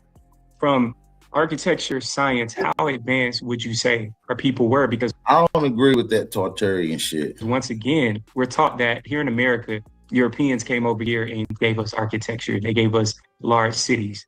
We have our own metropolitan cities and structures, all of that. What are your thoughts on that? All right, so there's a 1546 map. I think it's Orinala. Hey, shout out to Lieberson for being the second person to support the channel. Shout out to the brother Lieberson for the $5 cash out donation. We do appreciate it. Shout out to the brother Lieberson. They came in contact with Chief Tuscaloosa. That's in Mobile, Alabama. Okay. Yeah. They interacting with him in the 1500s. They got to the spot and they're looking at the fortress and they're saying that he had 80 buildings. Each one of them could hold 1,000 people. And so you got to scratch your head first. Right, and then you find buildings like that, and in Central and South America. You find it in North America. They have buildings and apartment complexes that can hold up to 800 to 900 people, several of them. So those are like historical brownstones times two. You feel what I'm saying? Huge metropolis style buildings were already in America thousands of years ago, built and created by the Aboriginals, aka what we want to classify as the builder culture, the mound builders.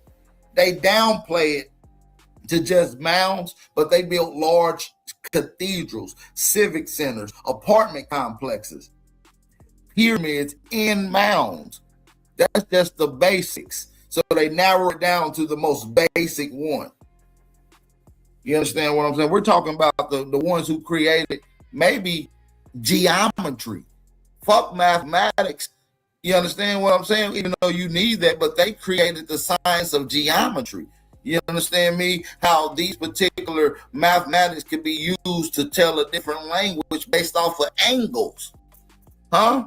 We're getting into now a sacred language, what they call sacred geometry. I believe our ancestors totally invented it, and it's obvious. First of all, the dude is almost 8 feet tall. Right, And so right. Yeah, this it's is a big something I dude. got to point out, that the fact that we got shorter is due to overuse of corn, wheat, and rice. These closure growth plates. We were way bigger. And when you read the reports, when they go to South Carolina, the people are living to 150 years old. Yeah. They're all over 6 feet tall. Yeah. And so you go to Mobile, and Mobile was already a city, bro. And they have it delineated on maps. Not only that, let's go further. Let me throw something so. Yeah, New York, Chicago, Washington, D.C. All those places were already cities on maps in the 1500s, long before any European settlement or any cities that we even can correlate with them, that they allowed, that they found. So we know that this shit that we created here was already here, man. We got to wake up. We the gods. We the gods. You see what I'm saying? Well, let's finish letting Ali Muhammad cook, man. He barbecuing right now. Like I said, I really enjoy a fresh breath of air, just listening to some good information. Whether I know it or not, I just like to see how other people line it up sometimes if I already know it, if it's something new that I'm probably going to learn as well. And so, man, shout out to everybody in the building, man. This is the type of information I like. Crazy that y'all I'm gonna send y'all researching all night. They tell you that the U.S. Capitol building was started in 1783, right? They also will tell you that there's marble from Alabama in the Capitol building and the White House too, but specifically the Capitol building. So now we got to scratch our head. Here's some facts. Alabama has the longest marble quarry, or the largest marble quarry in America, and the second largest in the world. All right, who controlled the quarry? The quarry was controlled by the embassy, the Creek, the whole time. The Europeans didn't get it till 1830. So ask yourself, who was actually shipping the marble from? How did you even ship it from Alabama all the way to Washington D.C.? How did they get there, bro? Like, so now you got to go and do your research. Okay, if the Capitol building was built from 1783 up until the 1800s, let us look at this marble quarry and see when they got control. They fought the Creek Civil War 1813 and 1814. The quarries was already shipping. And so the point is, what the presentation of slavery is so, it deludes us so much, because we still don't have a good picture of what slavery actually was. Like, we don't know. It was wars. Now, we didn't have internet, but we eventually developed the telegraph. And so slaves were using the telegraph. How do we know? Moses Dixon wrote for us in all of his literature, showing us that they had galvanized over 200,000 black men to go to Atlanta to take Knights of Liberty, right? Yeah. Knights of Liberty. Yep. You can go read the research. Yeah. And they were going to take 40,000 black men. How did they organize all these men, bro? Now, for those that don't know, when he brought up Moses Dickinson, now Moses Dixon was one of the leaders of a black secret society. You see what I'm saying? That was putting some shit together to go against the Union. and to go against the Confederacy. They wanted the full takeover of their shit again. 40,000, bro. That's a lot pre-internet. You're right. Yeah, you were running down on Atlanta, and why are they taking Atlanta? Atlanta was the hub of the trade. The trains came through, and so their orders were to kill all men and spare the women and the children. But my point is, when we look at slavery and we look at Tartary, we look at these abandoned cities, it's scratching in the head like, how could these cities be abandoned? What happened? What happened? Wars were happening. Literally. And when you look, that's why I've been trying to tell y'all stupid niggas, follow the wars. Take your mind out of the European concept and put it into an all nigga conflict type shit that's getting and doing business and with the beast, with the slaves.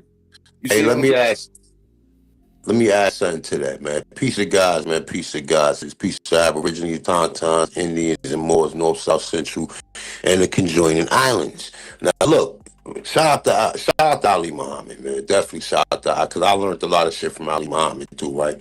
But he definitely learned some shit from us. Definitely. He wasn't talking that white slavery shit.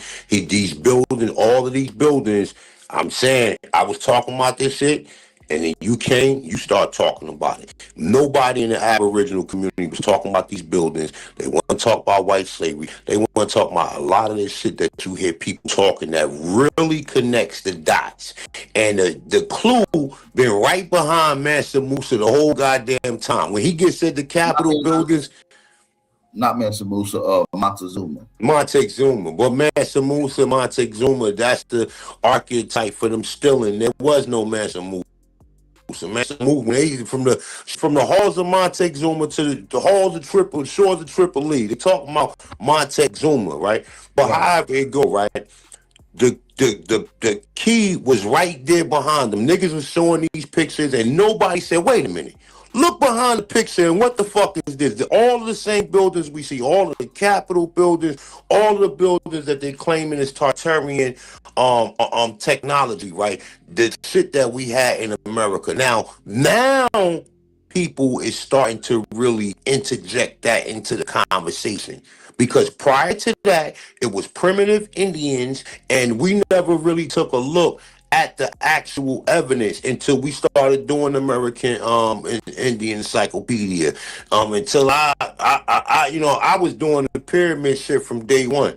You know what I'm saying? But however it go, even with the buildings, the world fairs, all of this shit, man, this is information that we brought. And shout out to Ali Muhammad for his contributions and what he brought to the table. But we was talking about these buildings, I think he might get into the white slavery shit too, right? But even when you look on the census, and I fell victim for this shit at first, right? On the census, when you originally look at the census, right, the new census that they revived, because the original census only got employment statuses on it. When you go into the what's the name, archives, right, the National Archives, and you start looking at all of the information they got, and when they talk about the census, right, the census only had occupational trades. It didn't have no races. Right, and then it would break down into free white men, not free white men, but they had another name for it, right? But then they revised it. When they revised it, they put the black Aborigines the Aborigines. I ain't gonna call them black because remember, black means old pale, bleach, right? White means purity of the land. The whole fucking time I was looking at it, I always ask myself, why is they always hyping up the population of the Europeans? Why when I look at the census, I always see the population of the Europeans, or what we call white, right? What we call white, because their white is spelled different, right? But at the end of the day, the black people that's on the census is the white slaves. The white people that's on the census are the Aborigines, because it's not done. Even if you look at it, right, like I said, black means old pale, right? They're calling these people pale, right? White means spiritual of the land. So the black people that's on the original census are the Aborigines that was controlling these abandoned towns and all of the places that Ali Muhammad's talked about. And the white people was the mother. I mean, the black people was the white people who was the slaves. I just wanted to add that to it, but he's definitely cooking. I checked out a little bit of this earlier or whatever, but I ain't get through the whole thing. But definitely, man, peace to the gods, man. Yeah, man. Shout out to everybody in the building, man. Ali Muhammad is definitely cooking. And for those that didn't know what A1 was talking about, y'all see this image of Montezuma on the screen. That's those buildings he was referring to in the background. Look at these structures, as far as time scale is concerned, all you have to look at is when the Europeans developed quarries. Hey, show this live stream on your the Army Corps of Engineers came from France. Show this live stream real quick, A1. Hey, and shout out to Chief Crazy Overstanding for the Cash App donation. We appreciate the $5 Cash App donation. Shout out to Chief Crazy Overstanding. We appreciate that. Soldiers in 1773. These cities were already here, bro. They're on maps. In my state, I'm gonna give you something even deeper. In my state, they have where I grew up at, Columbia and Charlotte listed, but Charlotte is called Kakalaki. Yeah, there's no way anybody who is from South Carolina can deny that when we were little, I'm 50. When we were little, we used to call South Carolina South Kakalaki. Nobody knew why. Nobody knew why. Wow. Nobody was saying, "Oh, that's an Indian name." It was. How do we get that name, bro? Like who? And we South Kakalaki. That's a fact. North Kakalaki too. I've been hearing that. I've been hearing that. Yeah, that's how we used to refer to it. But yeah, I'm going to South Kakalaki. Damn, that's deep. I just learned something new right there. I love to learn something new. Shout out to Ali Muhammad. That's dope. I'm 50. When we were little, we used to call South Carolina South Kakalaki. And nobody knew why. Nobody knew why. Wow. Nobody was saying, "Oh, that's an Indian name." It was. How did we get that name, bro? Like who? And we learned that from our great grandparents. My great grandma used to call it South Kakalaki. So, bro, I mean, you can look at the Spanish maps. You can see these things. These cities, when they came, were already here. As a matter of fact, when we talk about Tartaria, we're gonna blow your mind. Yeah, when they came here, these cities were already here. That's like a historical fact. You feel AP? Nobody was talking about these cities. I know it for sure. We definitely laid the blueprint down for sure. You know what I'm saying? For sure. But yeah, like when you get into some of the histories, we got cities that's going back over 3,200 years ago, 3,000 years ago. You got cities here. As a matter of fact, let's go to a source right here. Look, cities, America's first. 1200 BCE, pre-contact, Mesoamerica, South America, Andre cultures, North American cultures, Southeast cultures, and Southwest cultures. You understand me? Look, many up to 75 to 100 million indigenous residents were in the Western Hemisphere were urban dwellers. 75 to 100 million indigenous peoples lived in regular houses, not teepees and huts. Look what it said. Urban dwellers. You understand me? They lived in established cities long before the colonists. This is a known fact. So Ali Muhammad said there were cities here long before they got here. Absolutely. Thousands of years before they got here. Facts. Okay? Mic check. I think AP cut out. Could y'all hear me in the chat? If y'all can hear me in the chat, let me know. Go look at the original photos of Genghis Khan. Genghis Khan is black. Not only that, when Genghis Khan, he conquered all these areas. When he got to Egypt, what did he do? He made a peace treaty with the Mamluks because it was Saracens who were running his administration. Go look up Genghis Khan administration. Okay, let's make tax collectors, all of these were Moors and Saracens. The same ones who were coming to America and traveling the world. And so when we think about Tartarian architecture and all of these things, we don't think about it like we think about it today. When an engineering firm in America wants to go to Malaysia to build something, and they build a skyscraper that looks like something in New York, we're not putting it together that this is global enterprise. And so we got to look at our history different because they keep trying to make us think we're primitive. We had global enterprises in architecture, farming, all of these things. Facts. You know, we lost it, of course, but it's there. And Europeans have no explanation for it because they wasn't even around, bro. They only been out of the caves about 1,200 years. And all this history that they're talking about, Greek, Rome, we done already ate all of that up. I welcome I come on your platform with any scholar, any Euro scholar, and we will eat them alive today, bro. They don't even have the sources to back anything that they're saying. And so the point is, yes, we did build these cities. And guess what we did after the Civil War? We went back and we built more. Yeah. Tulsa, Rosewood, like we've been building cities. So our people. Yeah, and when you go and look up some of the images directly after the Civil War in South Carolina, right? Like when you look up the images of Charleston, South Carolina in 1865, directly after the war, right? Directly after the war. You can go and look at the images in the buildings. You can go and look up the images in the buildings that's there. Like historical buildings. And you know who you see there that's playing around in some of those images? Black children.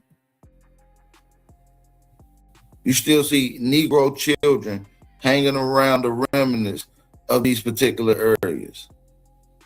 This is a known fact. Hold on, let me show y'all an image. Let me show y'all an image of Charleston, South Carolina in 1865. Hold on. Let me show y'all. Cause y'all, I just need y'all to get a visual of what I'm looking at when I'm thinking about what he's saying. You see what I'm saying? Look, now look, this is Charleston, South Carolina, 1865, family. This is just one image. There's a conglomerate of them. Just give you a glimpse of the structures that we built here. This look like ancient Atlantean ruins right here. This is Aboriginal American architecture. These are the people that invented the zero. These are the same people that's credited to building the mounds. These are the same people that have built the apartment complexes. These are the same people that built the pyramids, that later on built the Industrial Railroad. I'm just giving you a glimpse to what they built and what was destroyed in 1865, family.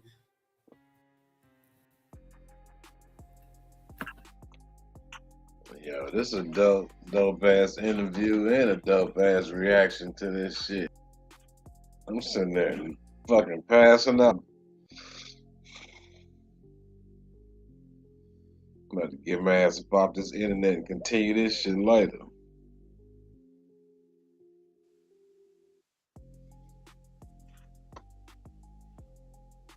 No cat naps for me. Well.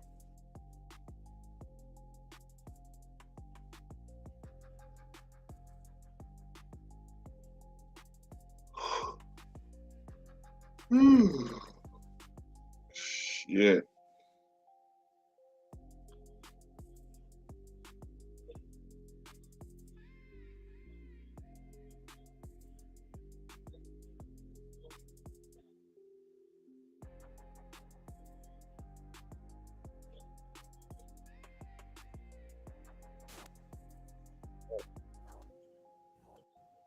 Can you hear me now? Yeah.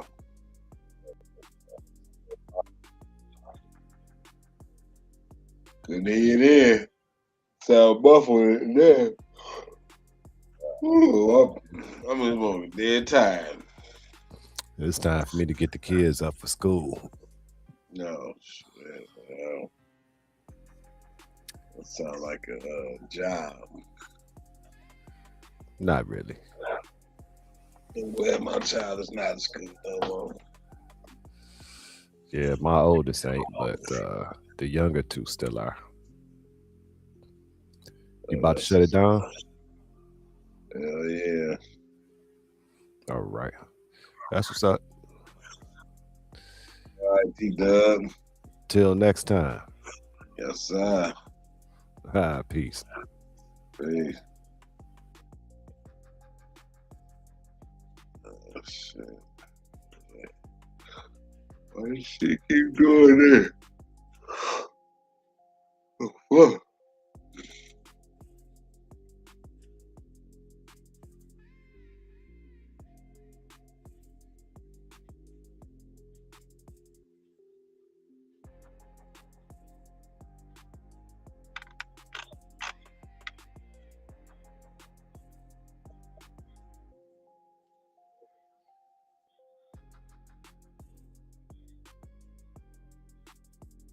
About to leave y'all with this.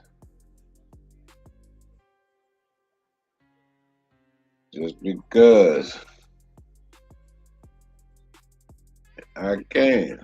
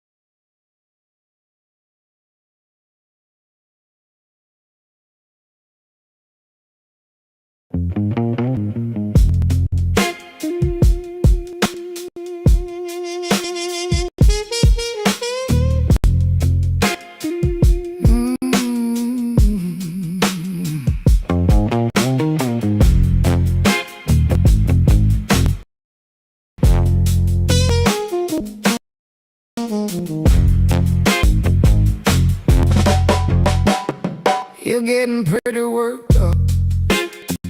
Yeah, you're in a huff. But I ain't gonna argue, because I know what's what.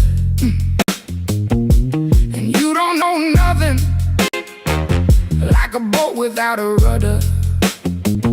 Every word that you're uttering is a bald-faced lie. Why you keep on talking? Please close your lips. Please read my lips. They say you're stupid, you're stupid. You're stupid is showing. You're stupid, you're stupid. You're stupid is showing, you big dummy.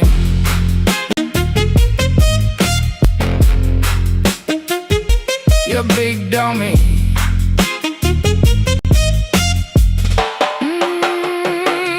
You big dummy.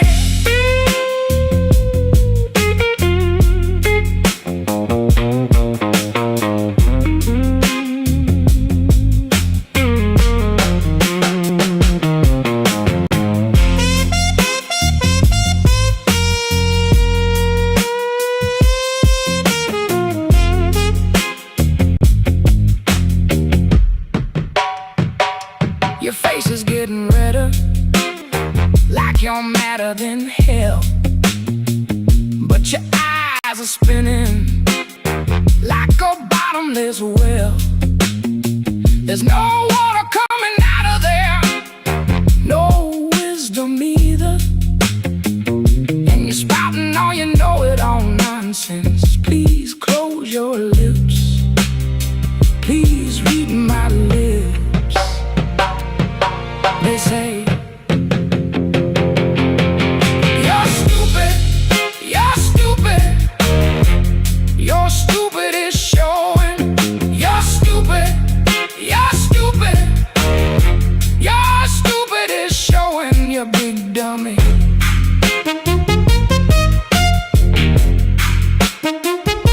You big dummy.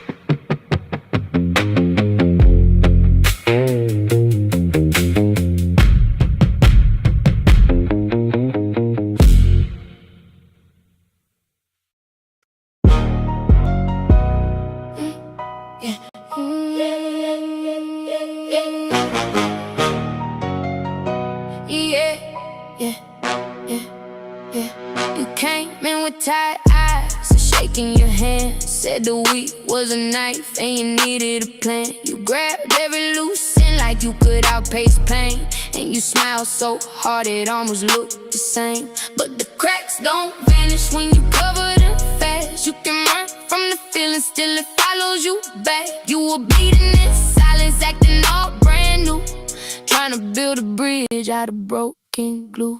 Cause you took all your problems and tried to fix them in a day. Tried to lock every door down, tried to make the hurt obey. Cause you took all your problems and tried to fix them in a day. But some storms need a minute. Ooh, baby, let it rain. You kept calling it fine with a laugh too bright. 3 coffees in the sink and a load on your mind. You patched up the first wound and you hunted the next. Like if you stay busy enough, you'd escape the wreck. But the cracks don't vanish when you cover them fast. You can run from the feeling, still it follows you back. You were carrying thunder in a too small room, trying to plan a spring in the middle of June. Cause you took all your problems and tried to fix them in a day. Tried to lock every door down, tried to make the hurt obey. Cause you took all your problems and tried to fix them in a day. But some storms need a minute. Ooh, baby, let it rain. Breathe out, let the hard things sit. You don't have to win tonight, just don't quit. One heart, one step, that's how healing starts. Even the shadow window still lets in the sky.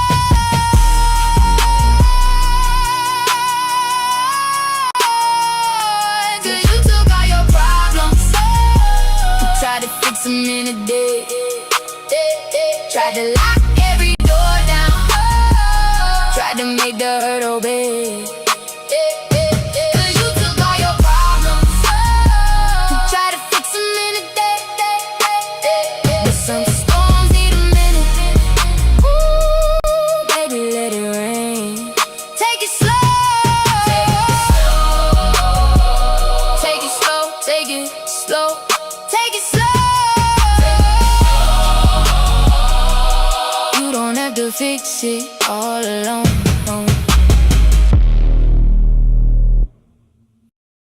Got me in here singing.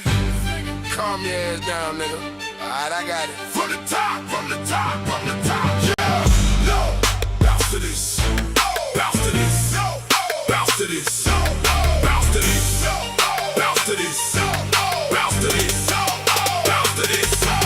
Hey, it's all or nothing. Player, we want it all. The freaky women love the way we ball. Live our life like we above the law. Popping collars full of weed, smoking alcohol. It's all or nothing. Player, we want it all. The freaky women love the way we ball. Live our life like we above the law. Popping collars full of weed, smoking alcohol. Fall in the club, hella twisted.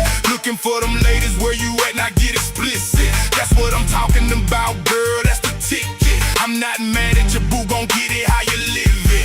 I got to have it, I want it all out. Kick up dust, hit the club and ball that bitch out. The fat got clout, straight to VIP through the main route. Nigga, watch out, you don't know what we about. Thumb through the club on shove, cold mugs and shoulder shrugs. Soldier thugs, nigga what, nigga what? Click shakes and hugs, only give love what it is love. Bring it to the parking lot, baby boy, and we gon' pump slugs. It is what it is and it was what it was. What up, blood? What up, cuz? Strike a match, now light it up, now burn it up. Damn.